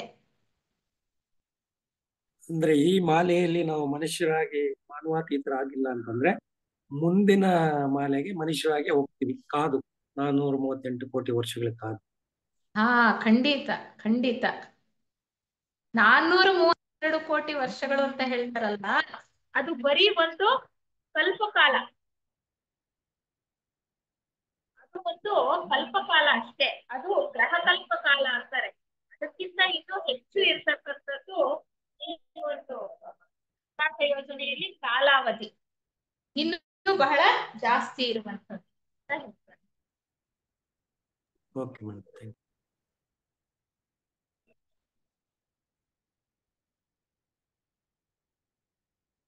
ಅಲ್ವಾ? ಈಗ ಅರ್ಥ ಆಯ್ತಲ್ವಾ? ಅಂದ್ರೆ ಪ್ರತಿಯೊಂದು ಮಾಲೆಯಲ್ಲೂ 7 ಜೀವ ಚೈತನ್ಯ ಪ್ರವಾಹಗಳಿದೆ. ಅರ್ಥ ಆಯ್ತಲ್ವಾ? 1ನೇ ಭೂತ ವರ್ಗದ ಜೀವ ಚೈತನ್ಯ ಪ್ರವಾಹನೂ ಇದೆ, 2ನೇ ಭೂತ ವರ್ಗದ್ದು ಇದೆ, 3 ಇದೆ, ಖನಿಜ, ಸಸ್ಯ, ಪ್ರಾಣಿ, ಮನುಷ್ಯ. ಮೊದಲನೆಯ ಮಾಲೆಯ ವಿಷಯವನ್ನ ತಿಳ್ಕೊಳ್ಳೋಣ. ಅದಕ್ಕೆ ಮುಂಚೆ ಇನ್ನೇನಾದ್ರೂ ಇದ್ರ ಬಗ್ಗೆ ನಿಮ್ಗೆ ಡೌಟ್ ಇದ್ರೆ ಅದನ್ನ ಸ್ವಲ್ಪ ತಿಳ್ಕೊಳ್ಳೋ ಪ್ರಯತ್ನ ಮಾಡೋಣ. ಇನ್ನೊಂದು ವಿಚಾರ ಏನ್ ಹೇಳ್ತಾರೆ ಅಂದ್ರೆ ಅವರು, ಈ ಒಂದು ವಿಕಾಸ ಯೋಜನೆಯಲ್ಲಿ 7 ಮಾಲೆಗಳಿದೆಯಲ್ಲ, ಚಿಕ್ಕ ಚಿಕ್ಕ ಮಾಲೆ. ಏಕೆಂದ್ರೆ ನಾನು ಪದೇ ಪದೇ ಸ್ಟ್ರೆಸ್ ಮಾಡಿ ಹೇಳ್ತಿದ್ದೀನಿ ಅಂದ್ರೆ ತುಂಬಾ ಕನ್ಫ್ಯೂಷನ್ಸ್. ಒಂದೊಂದು ಪುಸ್ತಕ ಹೊಡೆದು ನೀವು ತೆಗೆದು ಓದುವಾಗ ಬೇರೆ ತರನೇ ಎಕ್ಸ್ಪ್ಲನೇಷನ್. ಆ ಚಿಕ್ಕ ಮಾಲೆಗೂ ದೊಡ್ಡ ಮಾಲೆಗೂ ಎಷ್ಟು ಜನ ಕನ್ಫ್ಯೂಸ್ ಮಾಡ್ಕೊಳ್ತಾ ಇದ್ದಾರೆ ಅಂದ್ರೆ ಅರ್ಥ ಆಗ್ತಾ ಇಲ್ಲ. ಇದು ಪೂರ್ತಿ 7 ಮಾಲೆಗಳ ಒಂದು ಇದಿದೆಯಲ್ಲ, ಒಂದು ವಿಕಾಸ ಯೋಜನೆಯಲ್ಲಿ 7 ಮಾಲೆಗಳಿದೆಯಲ್ಲ, ಅದು ಕೂಡ ಒಂದು ಮಾಲೆಯ ತರನೇ ಕಾಣುತ್ತೆ. ಕೆಲವು ಪುಸ್ತಕಗಳಲ್ಲಿ ಅದನ್ನ ಮಾಲೆ ಅಂತ ಹೇಳ್ತಾರೆ. ಈ ಚಿಕ್ಕ ಚಿಕ್ಕದಿದೆಯಲ್ಲ, ಇಲ್ಲಿ ಒಂದು ವಿಕಾಸ ಯೋಜನೆಯಲ್ಲಿ 7 ಒಂದು ಗುಚ್ಛ ಇದೆಯಲ್ಲ, 7 ಗ್ರಹಗಳ ಗುಚ್ಛ, ಅದನ್ನ ಸರಪಳಿ ಅಂತಾರೆ, ಉಂಗ್ರ ಅಂತಾರೆ. 7 ಗ್ರಹಗಳ ಒಂದು ಉಂಗುರ ಅಂತಾರೆ, ಸರಪಳಿ ಅಂತಾರೆ. ಒಂದು ಸಾರಿ ಹಂಗೆ ಹೇಳ್ತಾರೆ, ಮುಂದಕ್ಕೆ ಹೋಗ್ತಾ ಹೋಗ್ತಾ ಮತ್ತೆ ಅದನ್ನೇ ಗ್ರಹಮಾಲೆ ಅಂತಾರೆ. ನೋಡಿ, ಈ ಪುಸ್ತಕದಲ್ಲೂ ಅದೇ. ಪ್ರಾರಂಭದಲ್ಲಿ ಉಂಗುರ ಅಂದ್ರು, ಸರಪಳಿ ಅಂದ್ರು, ಆಮೇಲೆ ಆಗ್ಲೇ ನೋಡಿ ಮುಂದಿನ ಅಧ್ಯಾಯ ಹೋಗ್ತಾ ಮೊದಲನೇ ಮತ್ತೆ ಎರಡನೇ ಗ್ರಹಮಾಲೆ ಅನ್ಬಿಡ್ತಾರೆ. ಎಷ್ಟು ಕನ್ಫ್ಯೂಷನ್ಸ್ ಕ್ರಿಯೇಟ್ ಆಗ್ತಾ ಇದೆ ಅಂದ್ರೆ ಅದಕ್ಕೆ ಇಂಗ್ಲಿಷಲ್ಲಿ ಓದ್ಬೇಕು. ಇಂಗ್ಲಿಷಲ್ಲಿ ಓದಿದ್ರೆ ಸ್ವಲ್ಪ ಕ್ಲಾರಿಟಿ ಚೆನ್ನಾಗಿ ಬರುತ್ತೆ. ಅದಕ್ಕೆ ನಾನಿಲ್ಲಿ ಏನ್ ಮಾಡಿದೆ, ಅದಕ್ಕೆ ಇದನ್ನ ಚಿಕ್ಕ ಮಾಲೆ ಅಂತ ಮಾಡಿದೆ. ಈ 7 ಗುಚ್ಛಗಳ ಒಂದು ಮಾಲೆ ಇದೆಯಲ್ಲ, ಇದು ಒಂದೊಂದು ಮಣಿ ಅನ್ಕೊಳ್ಳಿ, ಒಂದೊಂದು ಕೊಂಡಿ ಅನ್ಕೊಳ್ಳಿ, ಉಂಗುರ ಅನ್ಕೊಳ್ಳಿ, ಅಂಥದ್ದು 7 ಇದಾವೆ. ಅದು 7 ಸೇರಿಸಿ ಒಂದು ದೊಡ್ಡ ಮಾಲೆ. ಈ ಒಂದು ಮಾಲೆ ಭೂವಿಕಾಸ ಯೋಜನೆ ಪೂರ್ತಿ ಒಂದೇ ಮಾಲೆ. ಅಂಥದ್ದು 7 ಮಾಲೆಗಳಿದೆ ಎಲ್ಲಿ? ಸೌರ ಬ್ರಹ್ಮಾಂಡದಲ್ಲಿ. ಆ ಒಂದೊಂದು ವಿಕಾಸ ಯೋಜನೆಯಲ್ಲೂ ಕೂಡ, ಅಂದ್ರೆ ಒಂದೊಂದು ಮಾಲೆಯಲ್ಲೂ ಕೂಡ 7 ಚಿಕ್ಕ ಚಿಕ್ಕ ಮಾಲೆಗಳಿದೆ. 7 ಚಿಕ್ಕ ಚಿಕ್ಕ ಮಾಲೆಗಳಿದೆ. ಇದನ್ನ ಸರಪಳಿ ಅಂತಾರೆ ಅಥವಾ ಉಂಗುರ ಅಂತಾನೆ ಹೇಳ್ಬೋದು. ಆದ್ರೆ ಪುಸ್ತಕದಲ್ಲಿ ಓದುವಾಗ ಅದನ್ನ ಗ್ರಹಮಾಲೆ ಅಂತಾನೆ ಹೇಳ್ತಾರೆ. ಅದು ತುಂಬಾ ಜನಕ್ಕೆ ಎಲ್ಲ ಕನ್ಫ್ಯೂಸ್ ಆಗ್ತಾ ಇದೆ. ಅದನ್ನ ನಾವು ಸರಿಯಾಗಿ ಸ್ಪಷ್ಟವಾಗಿ ತಿಳ್ಕೊಬೇಕು. ಪೂರ್ತಿ ಎಲ್ಲ ಓದಿದ್ರೆ ನಮ್ಗೆ ಚೆನ್ನಾಗಿ ಅರ್ಥ ಆಗತ್ತೆ ಅವ್ರು ಏನ್ ಹೇಳಕ್ ಹೊರಟಿದ್ದಾರೆ. ಈ ಪದಗಳನ್ನ ನಾವು ಬಳಸ್ತೀವಲ್ಲ, ಅಲ್ಲಿ ನೋಡಿ ಸ್ವಲ್ಪ ಏನಾದ್ರೂ ವ್ಯತ್ಯಾಸ ಆದ್ರೆ ಎಷ್ಟು ಸಂಶಯಗಳು ಬರ್ತಕ್ಕಂಥದ್ದು. ಅಲ್ಲಿ ಸ್ಪಷ್ಟತೆ ಅನ್ನೋದೇ ಇರೋದಿಲ್ಲ. ಹಾಗೆ ನಾವು ನೋಡ್ತಾ ಹೋಗ್ಬೇಕಾಗತ್ತೆ. ಮತ್ತೆ ಇಲ್ಲಿ 7 ಗ್ರಹಗಳಿವೆಯಲ್ಲ, ಪ್ರತಿಯೊಂದು ಮಾಲೆಯಲ್ಲೂ ಕೂಡ ಇನ್ನೊಂದು ಮುಖ್ಯವಾದಂತಹ ಅಂಶ ಪೂರ್ವೋಕ್ತಿಯಲ್ಲಿ ಹೇಳ್ತಕ್ಕಂಥದ್ದು. ನಾವೀಗ 2 ಅಂಶಗಳನ್ನ ತಿಳ್ಕೊಂಡ್ವಿ. ಪೂರ್ವೋಕ್ತಿ ಹಿಂದಿನ ತರಗತಿಯಲ್ಲಿ ಸವಿಸ್ತಾರವಾಗಿ ತಿಳ್ಕೊಂಡಿದ್ವಿ ಅನೇಕ ವಿಚಾರಗಳು. ಕೆಲವು ಬಿಟ್ಟು ಹೋಗಿದ್ದಂತಹ 3 ವಿಚಾರಗಳನ್ನ ತಿಳ್ಕೊಳ್ಳೋ ಪ್ರಯತ್ನ ಮಾಡ್ತಾ ಇದ್ದೀವಿ. ಮಾನವಾತೀತನಾದ ಮೇಲೆ 7 ಮಾರ್ಗಗಳ ತೆರ್ಕೊಳ್ಳುತ್ತೆ ಅನ್ನೋದು ಒಂದು ವಿಚಾರ. ಇನ್ನೊಂದು ವಿಚಾರ ಏನಂತ ನಾವು ತಿಳ್ಕೊಳ್ತಾ ಬಂದ್ವಿ. ಇನ್ನೊಂದು ವಿಚಾರ ಏನ್ ತಿಳ್ಕೊಳ್ತಾ ಬಂದ್ವಿ? 7 ವರ್ಗಗಳಲ್ಲಿ ನಡೀತಾ ಇದೆ ಇಲ್ಲಿ ಸಂಸರಣೆ. ಒಂದು ಮಾನವ ವರ್ಗಕ್ಕೆ ನಿಗದಿಪಡಿಸಿರ್ತಕ್ಕಂತಹ ಒಂದು ಗುರಿ ಇದೆ. ಪ್ರತಿಯೊಂದು ಮಾಲೆಯಲ್ಲೂ ಕೂಡ ಮಾನವ ವರ್ಗಕ್ಕೆ ಒಂದು ಗುರಿ ಇದೆ. ಅದು ಮಾನವಾತೀತನ ಆಗ್ತಕ್ಕಂಥದ್ದು. ಡೇ ಆಫ್ ಜಡ್ಜ್ಮೆಂಟ್ ಅನ್ನೋದನ್ನ ನಾವು ತಿಳ್ಕೊಂಡ್ವಿ. ಅದು 2ನೇದು. 3ನೇ ವಿಚಾರ ಏನಪ್ಪಾ ಅಂದ್ರೆ, ಈ ಜೀವ ಚೈತನ್ಯ ಪ್ರವಾಹ ಹರಿತಾ ಇದೆಯಲ್ಲ ಒಂದೊಂದು ಈ ಚಿಕ್ಕ ಮಾಲೆಗಳಲ್ಲಿ, ಅದು ಹೆಂಗ್ ಹರಿತಾ ಇದೆ ನೋಡಿ. ಇಲ್ಲಿ ABCDEFG ಅಂತ ಕೊಟ್ಟಿದೆ ಹೆಸರುಗಳು ಗೋಳಗಳಿಗೆ. ಒಂದೊಂದು ಗೋಳ ಅಂತಾರೆ, ಕೆಲವು ಸರಿ ಒಂದೊಂದು ಗ್ರಹ ಅಂತಾರೆ. ಇರ್ಲಿ, ಈ ಒಂದೊಂದಕ್ಕೆ ಇದು ಇಲ್ಲಿಂದ ಪ್ರಾರಂಭ ಆಗುತ್ತೆ. ಇದು ಆಂಟಿ ಕ್ಲಾಕ್ ವೈಸ್ ಸುತ್ತುತ್ತಾ ಇರೋದು. ಎ ಇಂದ ಚೈತನ್ಯ ಪ್ರವಾಹ ಪ್ರಾರಂಭ ಆಗಿರೋದು ಬಿಗೆ ಬರುತ್ತೆ, ಬಿ ಇಂದ ಸಿಗೆ, ಸಿ ಇಂದ ಡಿ, ಡಿ ಇಂದ ಇ, ಇ ಇಂದ ಎಫ್, ಎಫ್ ಇಂದ ಜಿ ಅಲ್ವಾ. ಇಲ್ಲಿ 2 ಗ್ರಹಗಳು ಒಂದು ಹಂತದಲ್ಲಿವೆ, ಇನ್ನೆರಡು ಇನ್ನೊಂದು ಲೋಕದಲ್ಲಿವೆ, ಇನ್ನ 3 ಇದ್ರಲ್ಲಿ ಇದೊಂದು ಎಕ್ಸಾಂಪಲ್ ನ ನೋಡ್ತಾ ಇದ್ರೆ ಒಂದು ಲೋಕದಲ್ಲಿ. ನಾವು ಮೊದಲನೇ ಮಾಲೆಯಿಂದ ಶುರು ಮಾಡೋಣ. ಅದು ಸ್ವಲ್ಪ ಕಷ್ಟ ಅಂತಾರೆ ಅರ್ಥ ಮಾಡ್ಕೊಳ್ಳೋದು. ಆದ್ರೂ ಕೂಡ ನಾವು ಮೊದಲಿಂದ ಪ್ರಾರಂಭ ಮಾಡಿದ್ರೆ ಮಾತ್ರನೇ ನಮ್ಗೆ ಸರಿಯಾಗಿ ಅರ್ಥ ಆಗೋದು ಅಂತ ಹೇಳ್ತಾರೆ. ನಾವು ಈ ಭೂ ವಿಕಾಸ ಯೋಜನೆಗೆ ಸೇರಿದ್ದೇವೆ. ಪ್ರಸ್ತುತ 4ನೇ ಮಾಲೆಯಲ್ಲಿ ಇದ್ದೇವೆ ನಾವು. ಯಾಕೆಂದ್ರೆ ಇಲ್ಲಿ ಡಿ ತೋರಿಸ್ 4ನೇ ಮಾಲೆಯಲ್ಲಿ ಅತ್ಯಂತ ಕೆಳಗಡೆ ಇರತಕ್ಕಂತಹ ಗ್ರಹ ಇದೆಯಲ್ಲ, ಇದನ್ನ ಭೂಮಿ ಅಂತ ಕರೀತಾ ಇರೋದು. ಈ ಅತ್ಯಂತ ಕೆಳಗಡೆ ಇರತಕ್ಕಂತಹ ಗ್ರಹದ ಹೆಸರನ್ನೇ ಆ ವಿಕಾಸ ಯೋಜನೆಗೂ ಇಡ್ತಾರೆ ಅರ್ಥ ಮಾಡ್ಕೊಳ್ಳೋ ದೃಷ್ಟಿಯಿಂದ. ಅದೇ ರೀತಿ ನೋಡಿ, ಶುಕ್ರ ಗ್ರಹದ ಯೋಜನೆ, ಶನಿ ಗ್ರಹದ ಯೋಜನೆ, ಗುರುಗ್ರಹದ ಯೋಜನೆ, ಈ ರೀತಿ ಎಲ್ಲವೂ ಇರ್ತಕ್ಕಂಥ ಯುರೇನಸ್ ಗ್ರಹದ ಯೋಜನೆ, ನೆಪ್ಚೂನ್ ಗ್ರಹದ ಯೋಜನೆ, ವಲ್ಕನ್ ಯೋಜನೆ, ಈ ತರ ಹೇಳ್ತಾ ಹೋಗ್ತಾರೆ. ಅಂದ್ರೆ ಆ ಭೂಮಿ ಅಂತಕ್ಕಂಥದ್ದು ಯಾವ ಯೋಜನೆಗೆ ಹೆಸರನ್ನಿಟ್ಟಿರ್ತಾರೋ ಆ ಹೆಸರಿನ ಗ್ರಹ ಆ ಒಂದು ಯೋಜನೆಯಲ್ಲಿ ಅತ್ಯಂತ ಕೆಳಗಿನ ಒಂದು ಲೋಕಕ್ಕೆ ಇಳಿದು ಅಲ್ಲಿ ಸಂಸರಣೆ ನಡೀತಕ್ಕಂಥದ್ದು. ಸೌರ ಬ್ರಹ್ಮಾಂಡದಲ್ಲಿ ಎಷ್ಟು ಲೋಕಗಳಿವೆ? 7 ಅಲ್ವಾ? 7 ಲೋಕಗಳಿವೆ. 7 ಲೋಕಗಳಲ್ಲಿ ಒಂದೊಂದು ಲೋಕದಲ್ಲೂ 7 ಉಪಲೋಕಗಳಿವೆ. 7 ಉಪಲೋಕಗಳಲ್ಲಿ 7 ಉಪ ವಿಭಾಗಗಳಿವೆ ಅಂತೆ. ಹಾಗೆ ಇಲ್ಲಿ ಹೇಳ್ತಾ ಹೋಗ್ತಾರೆ. ಆಯ್ತಾ? ಈಗ ಮೊದಲನೇ ಗ್ರಹದಲ್ಲಿ ನಾವು ಒಂದು ಎಕ್ಸಾಂಪಲ್ ತಗೊಂಡು ಇನ್ನೊಂದು ಮುಖ್ಯ ವಿಚಾರ ಪೂರ್ವೋಕ್ತಿಯಲ್ಲಿ ಏನ್ ಹೇಳ್ತಾರೆ ಅಂತ ತಿಳ್ಕೊಳ್ಳೋಣ. ಆಯ್ತಾ? ಅಲ್ಲಿ ಮೊದಲನೇ ಒಂದು ಮಾಲೆಯನ್ನ ನಾವು ತಗೊಂಡ್ರೆ ಈ 7 ಲೋಕಗಳಿದೆಯಲ್ಲ, ಆ 7 ಲೋಕಗಳಲ್ಲಿ ಈ ಗುಚ್ಚಗಳಿವೆಯಲ್ಲ, 7 ಗ್ರಹಗಳ ಗುಚ್ಚ, ಅದು ದೇ ಆರ್ ಸಸ್ಪೆಂಡೆಡ್ ಅಂತ ನಾವು ಇಮ್ಯಾಜಿನ್ ಮಾಡ್ಕೋಬೇಕು. They are suspended. ಹಾ, ಅಂದ್ರೆ ಅವು ಹಿಂಗಿದಾವೆ, ಅವನ್ನ ಅಲ್ಲಿ ಇದಾವೆ ಅಂತ. ಈಗ ಒಂದ್ ಬಕೆಟ್ ಅಲ್ಲಿ ನೀರಿಟ್ಬಿಟ್ಟು ಅಲ್ಲಿ 7 ಭಾಗಗಳಿದೆ ಅಂತ ಇಟ್ಕೊಳ್ಳಿ. ನಾವು ಒಂದು ಸರ ತಗೊಂಡು ಒಂದ್ ಚೂರ್ ಮುಳುಗಿಸ್ತೀವಿ, ಇನ್ನೊಂದ್ ಸರ ತಗೊಂಡು ಇನ್ ಜಾಸ್ತಿ ಮುಳುಗಿಸ್ತೀವಿ, ಇನ್ನೊಂದ್ ತಗೊಂಡು ಇನ್ನೂ ಮುಳುಗಿಸ್ತೀವಿ, ತಳ ಹೋಗೋ ತನಕ ಹೋಗ್ತಾ ಮುಳುಗಿಸ್ತೀವಿ. ಆ ತರ ಅಂತ ಇಮ್ಯಾಜಿನ್ ಮಾಡ್ಕೊಂಡ್ರೆ ನೋಡಿ, ಇಲ್ಲಿ ಅದಕ್ಕೆ ನಾನು ತೋರಿಸಿದ್ದೀನಿ 7 ಲೋಕಗಳು. ಇಲ್ಲಿ 2 ತೋರಿಸಿಲ್ಲ, ಅನುಪಾದಕ ಮತ್ತೆ ಆದಿ. ಯಾಕೆಂದ್ರೆ ಅಲ್ಲಿ ನಮ್ಮ ಮನುಷ್ಯ ವರ್ಗದ ವಿಕಾಸ ಅಲ್ಲಿ ನಡೆಯೋದಲ್ಲ, ಅದು ವೈಕುಂಠ ಮತ್ತೆ ಕೈಲಾಸ ಅಲ್ವಾ. ಇರ್ಲಿ, ಇಲ್ಲಿ ಆತ್ಮಲೋಕದಲ್ಲಿ ಮೊದಲನೇ ಒಂದು ಮಾಲೆಯನ್ನ ತಗೊಂಡ್ರೆ ಆ ಮಾಲೆಯಲ್ಲಿ 7 ಗ್ರಹಗಳಿದೆಯಲ್ಲ, ಆತ್ಮಲೋಕದಲ್ಲಿ 2 ಗ್ರಹಗಳಿದೆ. ಕಾಣಿಸ್ತಾ ಇದೆಯಾ? ಎ ಮತ್ತೆ ಜಿ. ಜಿ ಅಲ್ವಾ. ಮತ್ತೆ ಈ ಬುದ್ಧಿ ಲೋಕದಲ್ಲಿ ಎಷ್ಟಿದೆ? 2 ಇದೆ. ಬಿ ಮತ್ತೆ ಎಫ್ 2 ಇದೆ. ಮತ್ತೆ ಈ ಮನೋಲೋಕದಲ್ಲಿ ಎಷ್ಟಿದೆ? 3 ಇದೆ. ಯಾಕೆಂದ್ರೆ ಮನೋಲೋಕದಲ್ಲಿ ನಾವು ಮೇಲ್ಮನೋಲೋಕ, ಕೆಳ ಮನೋಲೋಕ ಅಂತ ಹೇಳ್ತೀವಲ್ಲ, ಆ ಮೇಲ್ಮನೋಲೋಕದಲ್ಲಿ 2 ಗ್ರಹಗಳಿವೆ, ಕೆಳ ಮನೋಲೋಕದಲ್ಲಿ 1 ಗ್ರಹ ಇದೆ. ನೋಡಿ, ಈ ಪೂರ್ತಿ ಮಾಲೆ, ಮೊದಲನೇ ಮಾಲೆ ಇದೆಯಲ್ಲ, ಇಲ್ಲೆಲ್ಲ ಸಂಸರಣೆ ವಿಕಾಸ ನಡೀತಕ್ಕಂಥದ್ದು ಮೇಲಿನ ಲೋಕಗಳಲ್ಲೇ, ಅದರಿಂದ ಕೆಳಗಿಳಿದೇ ಇಲ್ಲ ಅಲ್ವಾ. ಆಮೇಲೆ ಇಲ್ಲಿ ಜೀವ ಚೈತನ್ಯ ಪ್ರವಾಹ ಎ ಇಂದ ಶುರು ಮಾಡಿ ಆಂಟಿ ಕ್ಲಾಕ್ ವೈಸು ಜಿಗ್ ಬರುತ್ತೆ, ಮತ್ತೆ ಹಿಂಗೆ ಬರುತ್ತೆ, 7 ಸರಿ ಸುತ್ತೆ ಅಂತ ಹೇಳೋದು. ಪ್ರಾರಂಭ ಆಗೋದಲ್ಲಿ ಏನಲ್ಲಿ. ಅದಕ್ಕೆ ಆ ಎ ಗ್ರಹವನ್ನ ಅದು ಬೇರುಗೋಳ ಅಂತ ಕರೀತಾರೆ. ಬೇರುಗೋಳ ಅಂದ್ರೆ ರೂಟ್ ಪ್ಲಾನೆಟ್ ಅಂತ. ಅಂದ್ರೆ ಪ್ರಾರಂಭ ಆಗೋದಲ್ಲೇ ಅಲ್ವಾ ಬೇರು ಅಲ್ವಾ. ಅಲ್ಲಿಂದ ಚೆನ್ನಾಗಿ ಎಲ್ಲ ಫಲವತ್ತತೆಯನ್ನ ಪಡ್ಕೊಂಡದು ಚಿಗುರ್ಬೇಕು ಅಲ್ವಾ. ಆ ಚಿಗುರಿ ಮತ್ತೆ ಮರ ಆಗ್ತಕ್ಕಂಥದ್ದು ದೊಡ್ಡದು. ಅದು ಜಿಗೆ ಬರೋ ಅಷ್ಟೊತ್ತಿಗೆ, ಎ ಇಂದ ಬಿ, ಬಿ ಇಂದ ಸಿ, ಡಿ, ಇ, ಎಫ್, ಜಿಗ್ ಬರೋ ಅಷ್ಟೊತ್ತಿಗೆ ಅದು ಪೂರ್ತಿ ವಿಕಾಸ ಆಗಿರ್ಬೇಕು. ಅದನ್ನ ಇನ್ನೊಂದು ಮುಖ್ಯಾಂಶ ನಮ್ಗೆ ಪೂರ್ವೋಕ್ತಿಯಲ್ಲಿ ಹೇಳ್ತಾರೆ. ಅಂದ್ರೆ ಜೀವ ಚೈತನ್ಯ ಪ್ರವಾಹ ಎ ಇಂದ ಬಿಗೆ ಕೆಳಗಿಂದ ಮೇಲಿಂದ ಕೆಳಕ್ಕೆ ಇಳಿತಾ ಇದೆ. ಬಿ ಮತ್ತೆ ಸಿ ಇನ್ನು ಕೆಳಗಿಳಿತಾ ಇದೆ. ಸಿ ಇಂದ ಡಿ ಇನ್ನು ಕೆಳಗಿಳಿತಾ ಇದೆ. ಇಲ್ಲಿ ಒಂದು ಗಮನಿಸಿ ನೋಡಿ, 4ನೇ ಗ್ರಹ ಇದೆಯಲ್ಲ, ಅದು ಪೆಂಡೆಂಟ್ ತರ ಇದೆ, ಹೌದಾ. ಪೆಂಡೆಂಟ್ ತರ ಇದೆ. ಈ ಎಲ್ಲವೂ ಕೂಡ ಜೋಡಿ, ಎ ಮತ್ತೆ ಜಿ ಜೋಡಿ, ಮತ್ತೆ ಬಿ ಮತ್ತೆ ಎಫ್ ಜೋಡಿ, ಸಿ ಮತ್ತೆ ಇ ಜೋಡಿ, ಡಿ ಮಾತ್ರ ಒಂದೇ ಇದೆ.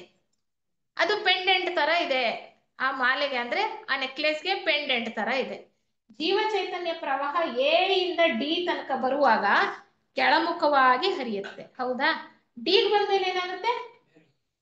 ಮೇಲ್ಮುಖವಾಗಿ ಹೋಗುತ್ತೆ. ಅದನ್ನ ನಾವು ಅರ್ಥ ಮಾಡ್ತೀವಿ.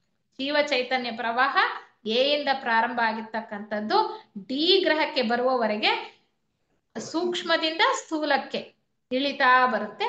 ಡಿ ಇಂದ ಮತ್ತೆ ಸ್ಥೂಲದಿಂದ ಸೂಕ್ಷ್ಮದ ಕಡೆಗೆ ಮೇಲೆ ಏರ್ತಾ ಹೋಗುತ್ತೆ. ಈ ತರ 7 ಸುತ್ತು ಬರೋ ಅಷ್ಟೊತ್ತಿಗೆ ಆ ಒಂದೊಂದು ವರ್ಗದಲ್ಲಿ ಇರ್ತಕ್ಕಂತಹ ಜೀವನು ಕೂಡ, ಜೀವಿಯೂ ಕೂಡ ಆ ಒಂದು ವರ್ಗದಲ್ಲಿ ಪರಿಪೂರ್ಣತೆಯನ್ನ ಪಡ್ಕೊಳ್ಬೇಕು. ಅರ್ಥ ಆಗ್ತಾ ಇದೆಯಾ? ಒಂದು ಮಾಲೆಯಲ್ಲಿ ಜೀವ ಚೈತನ್ಯ ಪ್ರವಾಹ 7 ಸಾರಿ ಸುತ್ತೋ ಅಷ್ಟು ಹೊತ್ತಿಗೆ ಆ ಒಂದು ವರ್ಗದಲ್ಲಿರ್ತಕ್ಕಂತಹವರು ಪರಿಪೂರ್ಣತೆಯನ್ನ ಪಡ್ಕೋಬೇಕು. ನಾವು ಮಾನವರಾಗಿದ್ದೇವೆ ಅಂತ ಇಟ್ಕೊಳ್ಳಿ, ಮಾನವಾತೀತರಾಗಬೇಕು, ಅಲ್ಲಿ ಪರಿಪೂರ್ಣತೆಯನ್ನ ಪಡ್ಕೊಳ್ಬೇಕು. ಅದಕ್ಕೆ ಅವರು ಹೇಳ್ತಾರೆ ಪರಿಪೂರ್ಣತೆಯನ್ನ ಪಡ್ಕೊಳ್ಬೇಕು. ಅದಕ್ಕೆ ಏನ್ ಹೇಳ್ತಾರೆ? ಏನ ಬೇರುಗೋಳ ಅಂತ ಕರೀತಾರೆ, ಜೀನ ಬೀಜಗೋಳ ಅಂತಾರೆ. ಯಾಕೆ ಬೀಜಗೋಳ ಅಂತಾರೆ? ಮುಂದಿನ ಒಂದು ಮಾಲೆಗೆ ಬೀಜ, ಮುಂದಿನ ಮಾಲೆಗೆ ಅದು ಕಂಟಿನ್ಯೂಯೇಷನ್ ಅಲ್ವಾ. ಇಲ್ಲಿಂದ ಮೊದಲನೇ ಮಾಲೆಯಿಂದ ವಿಕಾಸ ಅನ್ನೋದು 2ನೇ ಮಾಲೆಯಲ್ಲಿ ಕಂಟಿನ್ಯೂ ಆಗುತ್ತೆ, ಮುಂದುವರಿತಾ ಹೋಗುತ್ತೆ. ಆ ಮಾಲೆಯಲ್ಲಿ ಯಾವ್ಯಾವ ವರ್ಗ ಎಷ್ಟೆಷ್ಟು ಪರಿಪೂರ್ಣತೆಯನ್ನ ಪಡ್ಕೊಂಡಿತ್ತೋ ಅದು ಮುಂದಿನ ಮಾಲೆಯಲ್ಲಿ ಬೀಜವಾಗುತ್ತೆ, ಅಲ್ಲಿಂದ ಮುಂದಕ್ಕೆ ವಿಕಾಸ ಆಗ್ತಾ ಹೋಗುತ್ತೆ. ಅದಕ್ಕೆ ಎಯನ್ನ ಬೇರುಗೋಳ ಅಂದ್ರೆ ಜಿ ಅನ್ನೋದನ್ನ ಬೀಜಗೋಳ ಅಂತ ಕರೀತಾರೆ. ಮತ್ತೆ ಚೈತನ್ಯ ಪ್ರವಾಹ ಕೆಳಗಿಳಿದು ಮೇಲ್ ಹರಿಯುತ್ತೆ. ಇದು ಇನ್ನೊಂದು ಮುಖ್ಯವಾದಂತಹ ವಿಚಾರ ನಮ್ಗೆ ಪೂರ್ವೋಕ್ತಿಯಲ್ಲಿ ಹೇಳ್ತಾ ಇರ್ತಕ್ಕಂಥ. ಇಷ್ಟು ವಿಚಾರಗಳನ್ನ ನಾವು ತಿಳ್ಕೊಳ್ಬೇಕು. ಸಾಕಷ್ಟು ವಿಚಾರಗಳನ್ನ ನಾವು ತಿಳ್ಕೊಳ್ತಾ ಬಂದ್ವಿ. ಇದು ಸ್ವಲ್ಪ ಏನು ಅಂದ್ರೆ ಕಷ್ಟ, ಬೇಗ ಮರ್ತು ಹೋಗ್ತೀವಿ, ಬೇಗ ನಮ್ಮ ನೆನಪಿಂದ ಹೊರಟು ಹೋಗುತ್ತೆ. ಸ್ವಲ್ಪ ಮತ್ತೆ ಮತ್ತೆ ಅದನ್ನ ಚಿಂತನೆ ಮಾಡಿದ್ರೆ ಮಾತ್ರ ನಮ್ಗೆ ನಿಜವಾಗ್ಲೂ ಬಹಳ ಸ್ಪಷ್ಟವಾದಂತಹ ಚಿತ್ರಣ ಸಿಗುತ್ತೆ. ನಮಗೆ ಎಷ್ಟು ಸೋಜಿಗ ಆಗತ್ತೆ ಅಂದ್ರೆ ನಿಜವಾಗ್ಲೂ ಈ ಎಂತಹ ಪರಮಾತ್ಮನ ಈ ಸೃಷ್ಟಿ ಎಂತದಪ್ಪ, ಎಷ್ಟು ಅದ್ಭುತವಾಗಿದೆ, ಎಷ್ಟು ವೈಭವಯುತವಾಗಿದೆ, ಹೇಗೆ ಇಲ್ಲಿ ಜೀವ ವಿಕಾಸ ಕ್ರಿಯೆಯನ್ನ ನಡೀತಾ ಇದೆ ಅನ್ನುವಂಥ ಬಹಳ ಉನ್ನತವಾಗಿರ್ತಕ್ಕಂಥ. ಮತ್ತೆ ಈ 7 ವರ್ಗಗಳಲ್ಲಿ ಬಹಳ ಮುಂದುವರೆದಂತಹ ವರ್ಗ ಯಾವುದು? ಮಾನವ ವರ್ಗ ಅಲ್ವಾ? ಅದಕ್ಕೆ ಇಲ್ಲಿ ಹೇಳಿದ್ದು ಮಾನವ ವರ್ಗಕ್ಕೆ ಒಂದು ಗುರಿಯನ್ನ ಇಟ್ಟಿರ್ತಾರೆ, ಮಾನವಾತೀತರಾಗಿ ಹೋಗಬೇಕು. ಪ್ರತಿಯೊಂದು ಮಾಲೆಯಲ್ಲೂ ಕೂಡ 7 ವರ್ಗಗಳಿದೆಯಲ್ಲ, ಮಾನವಾತೀತನಾಗಿ ಹೋಗಬೇಕು. ಆವಾಗ ಆ ಒಂದು ಪ್ರವಾಹ ಮುಂದಿನದಕ್ಕೆ ಬರೋದಿಲ್ವಲ್ಲ. ಆ ಒಂದು ಪ್ರವಾಹದಲ್ಲಿ ಏನಿತ್ತು ಮಾನವ ವರ್ಗದ ಪ್ರವಾಹ, ಅಲ್ಲಿ ಮಾನವಾತೀತರಾಗಿ ಹೋದ್ರೆ ಆ ಒಂದು ಪ್ರವಾಹ ಅಲ್ಲಿಂದ ಹೊರಟು ಹೋಗುತ್ತೆ. ಮುಂದಿನ ಮಾಲೆಗೆ 6 ಉಳ್ಕೊಳ್ಳುತ್ತೆ. ಎರಡನೇ ಭೂತ ಅಂದ್ರೆ ಮೊದಲನೇ ಭೂತ ವರ್ಗದಲ್ಲಿ ಇದ್ದಂತಹ ಏನು ಜೀವಿಗಳು ಎರಡನೆಯ ಮಾಲೆಗೆ ಬರೋ ಹೊತ್ತಿಗೆ ಎರಡನೇ ಭೂತ ವರ್ಗಕ್ಕೆ ಬಂದಿರ್ತಾರೆ. ಎರಡನೇ ಭೂತ ವರ್ಗದಲ್ಲಿದ್ದವರು ಮೂರನೇ ಭೂತ ವರ್ಗಕ್ಕೆ ಬರ್ತಾರೆ. ಮೂರನೇ ಭೂತ ವರ್ಗದಲ್ಲಿದ್ದವರು ಖನಿಜಗಳಾಗ್ತಾರೆ. ಖನಿಜ ವರ್ಗದಲ್ಲಿದ್ದವರು ಸಸ್ಯಗಳಾಗ್ತಾರೆ. ಸಸ್ಯಗಳಲ್ಲಿದ್ದವರು ಪ್ರಾಣಿಗಳಾಗ್ತಾರೆ. ಪ್ರಾಣಿ ವರ್ಗದಲ್ಲಿದ್ದವರು ಮನುಷ್ಯರಾಗ್ತಾರೆ. ಅಂದ್ರೆ ಮೊದಲನೇದಿಂದ ಬಡ್ತಿ ಪಡ್ಕೊಂಡು ಹೋದ್ರಲ್ಲ, ಅಲ್ಲಿಗೆ ಮೊದಲನೇ ಭೂತ ವರ್ಗ ಒಂದು ಖಾಲಿ ಬಿತ್ತಲ್ಲ, ಅದು ಆ ಮೊದಲನೇ ಭೂತ ವರ್ಗವನ್ನ ಇನ್ನೊಂದು ಹೊಸ ಜೀವ ಚೈತನ್ಯ ಪ್ರವಾಹ ವಿಷ್ಣುವಿನಿಂದ ಹರಿದು ಬರುತ್ತಂತೆ. ಆ ಪ್ರವಾಹ ಹೊಸದಾಗಿ ಎರಡನೇ ಮಾಲೆಯಲ್ಲಿ ಹರಿಯುತ್ತೆ. ಅಲ್ಲಿ ಮತ್ತೆ ಮೊದಲನೇ ಭೂತ ವರ್ಗದಲ್ಲಿ ಸಂಸರಣೆ ನಡೆಯುತ್ತೆ. ಅದಕ್ಕೆ ನಾವು ಹಿಂದಿನ ಒಂದು ಅಧ್ಯಯನ ತರಗತಿಯಲ್ಲಿ ನಾವು ಹೇಳ್ತಾ ಈ ಭೂವಿಕಾಸ ಯೋಜನೆಯಲ್ಲಿ 13 ಜೀವ ಚೈತನ್ಯ ಪ್ರವಾಹಗಳು ಅಂತ ಹೇಳಿದ್ವಿ. 7 ಅಂತ ಹೇಳಿದ್ವಿ ಒಂದೊಂದು ಮಾಲೆಯಲ್ಲಿ ಅಲ್ವಾ. ಒಂದೊಂದು ಮಾಲೆ ಮುಗಿದು ಇನ್ನೊಂದು ಮಾಲೆಗೆ ಹೋಗೋಷ್ಟಕ್ಕೆ 6 ಮಾತ್ರ ಉಳ್ಕೊಳ್ಳುತ್ತೆ. 6 ಮಾತ್ರ ಉಳ್ಕೊಳ್ಳುತ್ತೆ ಅಲ್ವಾ. ಅದ್ರ ಜೊತೆಗೆ ಒಂದೊಂದು ಹೊಸದಾಗಿ ಸೇರ್ಕೊಳ್ತಾ ಹೋಗುತ್ತೆ. ಈ 7 ಸಣ್ಣ ಸಣ್ಣ ಮಾಲೆಗಳಲ್ಲಿ ಇರ್ತಕ್ಕಂಥ 7 ಪ್ರವಾಹಗಳು ಹೊಸದಾಗಿ ಅಂದ್ರೆ ಮುಂದುವರ್ಕೊಂಡು ಹೋಗ್ತಾ ಇರ್ತಕ್ಕಂಥದ್ದು, ಹೊಸದಾಗಿ ಬಂದು ಸೇರ್ಕೊಳ್ತಕ್ಕಂಥ ಒಂದು ಪ್ರವಾಹ ಎರಡನೆಯದರಿಂದ 7ನೇವರೆಗೆ ಎಷ್ಟಾಯ್ತು? 7 + 6 13 ಆಯ್ತು. 13 ಜೀವ ಚೈತನ್ಯ ಪ್ರವಾಹಗಳಿದೆ. ನಿಜವಾಗ್ಲೂ ಇದು ನನಗೆ ಅರ್ಥ ಆಗಿರ್ಲಿಲ್ಲ ಫಸ್ಟ್ 2 ಸರಿ ಓದಿದಾಗ. ನಾನು ಇದನ್ನ ಏನಿಲ್ಲ ಅಂದ್ರೂ ಒಂದು 5-6 ಸರಿನಾದ್ರೂ ಓದಿದ್ದೀನಿ. ಅವ್ರು ಕೊಟ್ಟಿರುವಂತಹ ಒಂದು ಚಿತ್ರ ನೋಡ್ಬಿಟ್ರೆ ಅರ್ಥನೇ ಆಗೋದಿಲ್ಲ. ಅದು ಜೀವನ್ ಮುಕ್ತರ ಒಂದು ಮನಸ್ಸಿನಲ್ಲಿ ಮೂಡಿರ್ತಕ್ಕಂತಹ ಚಿತ್ರ ಅಂತಾರೆ ಅವ್ರು. ಇದ್ರಲ್ಲಿ ಒಂದು ತೋರಿಸ್ತಾರೆ, ನಾನು ಆಮೇಲೆ ತೋರಿಸ್ತೀನಿ ನಿಮಗೆ. ಏನು ಅರ್ಥ ಆಗಲ್ಲ, ಬಹಳ ಕಷ್ಟ ಅದನ್ನ ಅರ್ಥ ಮಾಡ್ಕೊಳ್ಳೋದು. ಒಂದೊಂದೊಂದೇ ನಿಧಾನಕ್ಕೆ ಓದ್ತಾ ಹೋದ್ರೆ ಮಾತ್ರನೇ ಅರ್ಥ ಆಗೋದು, ಇಲ್ಲಾಂದ್ರೆ ಅರ್ಥ ಆಗೋದಿಲ್ಲ. 13 ಜೀವ ಚೈತನ್ಯ ಪ್ರವಾಹ ಹೆಂಗೆ ಅಂತ ಇಷ್ಟು ಸುಲಭವಾಗಿ ತಿಳ್ಕೊಬಹುದು ನಾವು. ಅದ್ರಲ್ಲಿ ಓದುವಾಗ ಅರ್ಥ ಆಗಲ್ಲ, ಅರ್ಥ ಆದ್ಮೇಲೆ ನಮ್ಗೆ ಮನದಟ್ಟ ಆಗತ್ತೆ ಚೆನ್ನಾಗಿ. ಇವಾಗ ಅರ್ಥ ಆಯ್ತಲ್ವಾ? 13 ಜೀವ ಚೈತನ್ಯ ಪ್ರವಾಹಗಳಿದೆ. ಒಂದೊಂದು ಮಾಲೆಯಲ್ಲೂ ಕೂಡ ಮನುಷ್ಯ ವರ್ಗದಲ್ಲಿ ಇರ್ತಕ್ಕಂತಹ ಜೀವಿಗಳು ಮಾನವಾತೀತರಾಗಿ ಹೋಗಬೇಕು. 7 ಪ್ರದಕ್ಷಿಣೆಗಳು ಬಂದು ಆ ವರ್ಗದಲ್ಲಿರ್ತಕ್ಕಂಥವರು ಆ 7 ಪ್ರದಕ್ಷಿಣೆಗಳು ಮುಗಿಯೋದ್ರೊಳಗಡೆ ಮಾನವಾತೀತರಾಗಿ ಹೋಗಬೇಕು. ಅದೇ ಗುರಿ. ನಾವು ಮೊದಲನೇ ಮಾಲೆನ ಖನಿಜವಾಗಿ ಪ್ರವೇಶ ಮಾಡಿದ್ದೇವೆ. ಬೆಸೆಂಟ್ರು ಮತ್ತೆ ಲೆಡ್ಬಿಟ್ರ್ ಅವ್ರ ಯೋಗ ದೃಷ್ಟಿಯಲ್ಲಿ ನೋಡ್ತಾ ಹೋದ್ರಲ್ಲ, ಅವ್ರು ಎಲ್ಲಿದ್ರು ಅಂತ ಹುಡ್ಕೋತಾ ಹೋಗ್ತಾರೆ ಅವ್ರ ಪ್ರಜ್ಞೆಯಲ್ಲಿ. ಏಕೆಂದ್ರೆ ಈ ದೈವಿ ಪ್ರಜ್ಞೆಯಲ್ಲಿ ಎಲ್ಲವೂ ಇರ್ತಕ್ಕಂಥದ್ದು, ಯಾವುದು ಅಳಿಸ್ ಹೋಗ್ತಕ್ಕಂಥದ್ದಲ್ಲ. ಆ ನಮ್ಮ ಪ್ರಜ್ಞೆ ಎಲ್ಲಿತ್ತು ಅಂತ ಅರಸ್ತಾ ಹಿಂದೆ ಹೋಗ್ತಾ ಈ ಮೊದಲನೇ ಗೋಳಮಾಲೆಯಲ್ಲಿ ನೋಡಿದ್ರೆ ಅವರು ಖನಿಜ ವರ್ಗದಲ್ಲಿ ಇದ್ವಿ ಅಂತಾರೆ. ನಾವು ಖನಿಜಗಳಾಗಿದ್ವಿ ಅಂತ ಅವರು ಯೋಗ ದೃಷ್ಟಿಯಲ್ಲಿ ನೋಡಿ ತಿಳ್ಕೊಳ್ತಾರೆ ಬೆಸೆಂಟ್ರು ಮತ್ತೆ ಲೆಡ್ಬಿಟ್ರ್ ಅವರು. ಆಮೇಲೆ ನಾವು ಎರಡನೇ ಮಾಲೆಗೆ ಬರೋ ಅಷ್ಟೊತ್ತಿಗೆ ಖನಿಜ ವರ್ಗದಲ್ಲಿ ಪೂರ್ತಿಯಾಗಿ ವಿಕಾಸ ಹೊಂದಿದ್ವಿ ಮೊದಲನೇ ಮಾಲೆಯಲ್ಲಿ. ಎರಡನೇ ಮಾಲೆಯಲ್ಲಿ ನಾವು ಸಸ್ಯಗಳಾಗಿ ಹುಟ್ಟಿದ್ವಿ ಅಂತ ಹೇಳ್ತಾರೆ. ಮೂರನೆಯ ಮಾಲೆಯಲ್ಲಿ ಪ್ರಾಣಿಗಳಾಗಿ ಹುಟ್ಟಿದ್ವಿ. ಈ ನಾಲ್ಕನೆಯ ಮಾಲೆಯಲ್ಲಿ ಅಂದ್ರೆ ಈಗ ಪ್ರಸ್ತುತ ನಾವಿದ್ದೀವಲ್ಲ, ಏನ್ ನಡೀತಾ ಇದೆ, ನಾಲ್ಕನೆಯ ಮಾಲೆ ನಡೀತಾ ಇದೆಯಲ್ಲ, ಇಲ್ಲಿ ನಾವು ಮನುಷ್ಯರಾಗಿದ್ದೇವೆ. ಈ ಒಂದು ನಾಲ್ಕನೆಯ ಮಾಲೆಯಲ್ಲಿ ಜೀವ ಚೈತನ್ಯ ಪ್ರವಾಹ, ಮನುಷ್ಯ ವರ್ಗದಲ್ಲಿರ್ತಕ್ಕಂಥ ಜೀವ ಚೈತನ್ಯ ಪ್ರವಾಹ 7 ಸಾರಿ ಸುತ್ತೋ ಅಷ್ಟೊತ್ತಿಗೆ ನಾವು ಮಾನವಾತೀತರಾಗಬೇಕು. ಅದೇ ಗುರಿ. ಸರಿ. ಆಗದೇ ಇದ್ರೆ ಅದೇ ಹೇಳಿದ್ದು ಡೇ ಆಫ್ ಜಡ್ಜ್ಮೆಂಟ್ ಅಂತ, ತೀರ್ಮಾನ ತಗೊಳ್ತಕ್ಕಂತಹ ದಿನ ಅಂತ. ಅದಕ್ಕೆ ಹೇಳ್ತಾರಲ್ಲ, ಆಗದೇ ಇದ್ರೆ ನಾವು ಈ ಒಂದು ಮಾಲೆಯಿಂದ ಹೊರಗೆ ಬರ್ತೀವಂತೆ, ಬಹಳ ಕಾಲ ಕಾಯ್ಬೇಕು. ಇದೆಲ್ಲ ಮುಗಿದು ಇಲ್ಲಿ ಪ್ರವಾಹ ಅಷ್ಟೆಲ್ಲನೂ ಏನು ಜೀವ ಚೈತನ್ಯ ಪ್ರವಾಹ ಹರಿದು ಇಲ್ಲೆಲ್ಲ ಸಂಸ್ಕರಣೆ ಪೂರ್ತಿ ಆದ್ಮೇಲೆ ಇನ್ನೊಂದು ಮಾಲೆ ಕಾಣಿಸ್ಕೊಳ್ಳುತ್ತೆ. ಆ ಮಾಲೆಗೆ ಹೋಗಿ ಮತ್ತೆ ನಾವು ಮುಂದುವರಿಬೇಕಾಗತ್ತೆ. ನಾವ್ ಈ ಗ್ರಹದಲ್ಲೇನೆ ಗ್ರಹ ಕಲ್ಪಕಾಲ ಅಂತೀವಲ್ಲ, ಅಂದ್ರೆ ಭೂಮಿ ಗ್ರಹ ಈ ಡಿ ಗೋಳದಲ್ಲಿ ಇದ್ದೀವಲ್ಲ, ಇದಕ್ಕೆ 432 ಕೋಟಿ ವರ್ಷಗಳು ಅಂತ ಹೇಳೋದು. ಅರ್ಥ ಆಯ್ತಾ? 432 ಕೋಟಿ ವರ್ಷಗಳು. ಈಗ ಇಲ್ಲಿ ನೋಡಿ, ಈಗ ಇದು ಸುಲಭವಾಗಿ ಸರಳವಾಗಿ ಪ್ರಾಥಮಿಕ ಹಂತದಲ್ಲಿ ತಿಳ್ಕೊಳ್ಳೋದು. ಮುಂದಕ್ಕೆ ಹೋಗ್ತಾ ಹೋಗ್ತಾ ಹೋಗ್ತಾ ಅದೆಷ್ಟು ಕಾಂಪ್ಲಿಕೇಟ್ ಆಗ್ಬಿಡುತ್ತೆ ಅಂದ್ರೆ ಬಹಳ ಕಷ್ಟ. ನಾವು ಅಟೆಂಟಿವ್ ಆಗಿಲ್ಲ ಅಂದ್ರೆ ಒಂಚೂರು ಅರ್ಥ ಆಗಲ್ಲ. ಅಲ್ಲ, ನಾನ್ ಯಾಕೆ ತಗೊಂಡೆ ಈ ಟಾಪಿಕ್ ಅಂತ ನಂಗೆ ಗೊತ್ತಿಲ್ಲ, ಅದ್ ಯಾಕೋ ಗೊತ್ತಿಲ್ಲ, ತಗೋಬೇಕು ಅನಿಸ್ತು, ತಗೊಂಡ್ಬಿಟ್ಟೆ.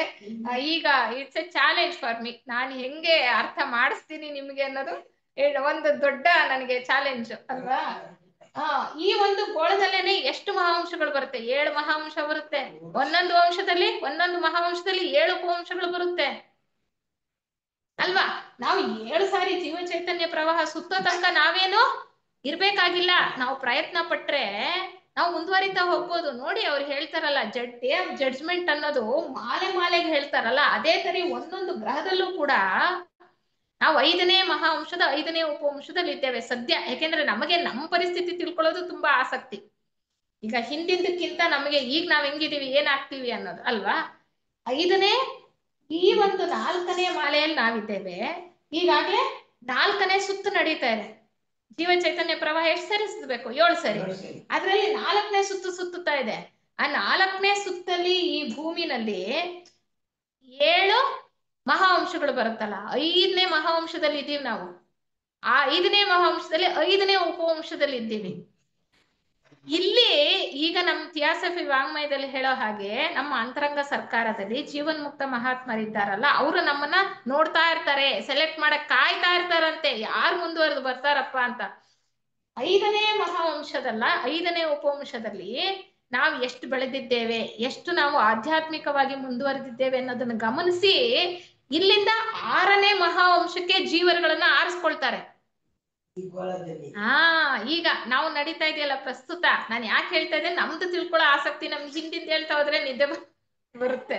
ಸ್ವಲ್ಪ ಮಟ್ಟಿಗೆ ನಾವು ಅಂದ್ರೆ ಕೊರಿಲೇಟ್ ಮಾಡ್ಕೊಳ್ತಾ ಹೋದ್ರೆ ನಮ್ಗೆ ಚೆನ್ನಾಗ್ ಅನ್ಸುತ್ತಲ್ವಾ. ಅದಕ್ಕೆ ಅಂದ್ರೆ ಈಗ ಈ 4ನೇ ಸುತ್ತಲ್ಲಿ, ಈ ಒಂದು 4ನೇ ಮಾಲೆಯಲ್ಲಿ, 4ನೇ ಗ್ರಹದಲ್ಲಿ, 5 ಮಹಾವಂಶದ 5ನೇ ಮಹಾವಂಶದಲ್ಲಿ, 5ನೇ ಉಪವಂಶದಲ್ಲಿ ಇದ್ದೇವೆ. ಈಗ ನಮಗೆ ಸೆಲೆಕ್ಟ್ ಮಾಡ್ತಾರಂತೆ. ಸೆಲೆಕ್ಟ್ ಮಾಡಿ 6ನೇ ಮಹಾವಂಶಕ್ಕೆ ಒಂದೇ ಸರಿ ಬಡ್ತಿ ಕೊಡ್ತಾರೆ. ನಾವು ಚೆನ್ನಾಗಿ ವಿಕಾಸ ಹೊಂದಿದ್ರೆ, ಸದ್ಗುಣಗಳನ್ನ ಬೆಳೆಸ್ಕೊಂಡು ಸರಿಯಾದ ರೀತಿಯಲ್ಲಿ ನಾವು ಜೀವನ ಮಾಡಿದ್ದೇ ಆದ್ರೆ, ಇಲ್ಲ ಅಂದ್ರೆ ಮತ್ತೆ 6ನೇ ಉಪವಂಶ 7ನೇ ಉಪವಂಶವನ್ನ ದಾಟಬೇಕು. ಅರ್ಥ ಆಯ್ತಾ?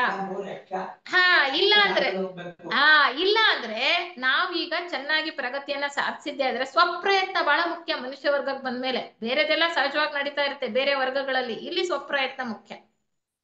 ಇಲ್ಲಿ ನಾವು ಈಗ್ಲೇ ತೇರ್ಗಡೆ ಆದ್ರೆ 6, 7ನೇ ಉಪವಂಶ ಬೇಕಾಗಿಲ್ಲ, ಒಂದೇ ಸರಿ 6ನೇ ಮಹಾವಂಶಕ್ಕೆ ಹೋಗ್ಬೋದು.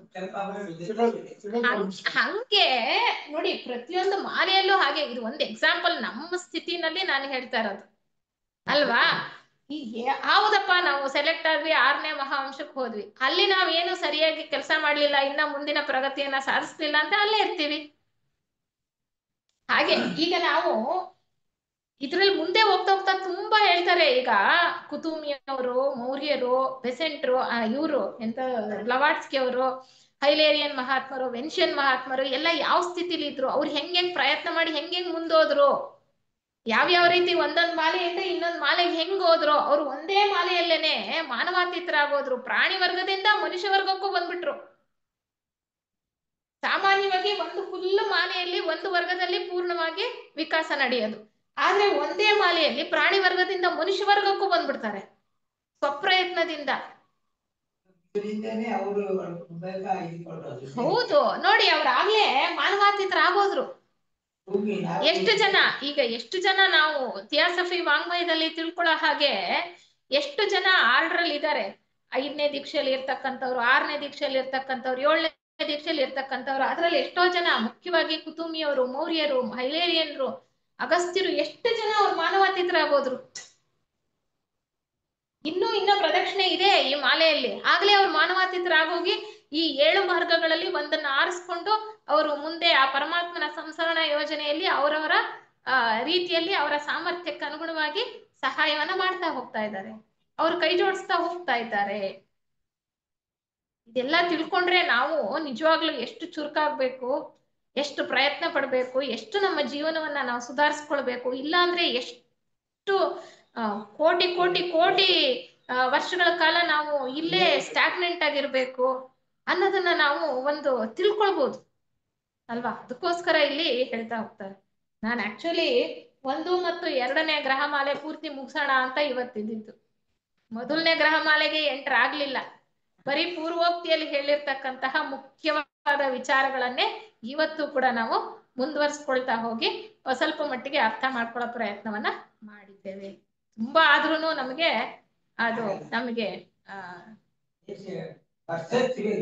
ಮರ್ತು ಹೋಗ್ತೀವಿ, ಅದನ್ನ ಆಟೋದಿಲ್ಲ ಮನಸ್ಸಿಗೆ, ಇಷ್ಟೇ ಸಾಕು ಅಂತ ಅನ್ಸುತ್ತೆ ಅಲ್ವಾ. ಈಗ ನಾವು ತಿಳ್ಕೊಂಡಿರೋ ವಿಚಾರದಲ್ಲಿ ಏನಾದ್ರೂ ಅನುಮಾನಗಳಿದ್ರೆ ಈಗ್ಲೇ ಪರಿಹರಿಸ್ಕೊಳ್ಬೇಕು. ಯಾಕೆಂದ್ರೆ ಮುಂದಕ್ಕೆ ಹೋಗ್ತಾ ಹೋಗ್ತಾ ನಮ್ಗೆ ನಿಜವಾಗ್ಲೂ ಹಿಂದಿಂದ ಬಿಡ್ತಾ ಹೋದ್ರೆ ಅರ್ಥ ಆಗಲ್ಲ.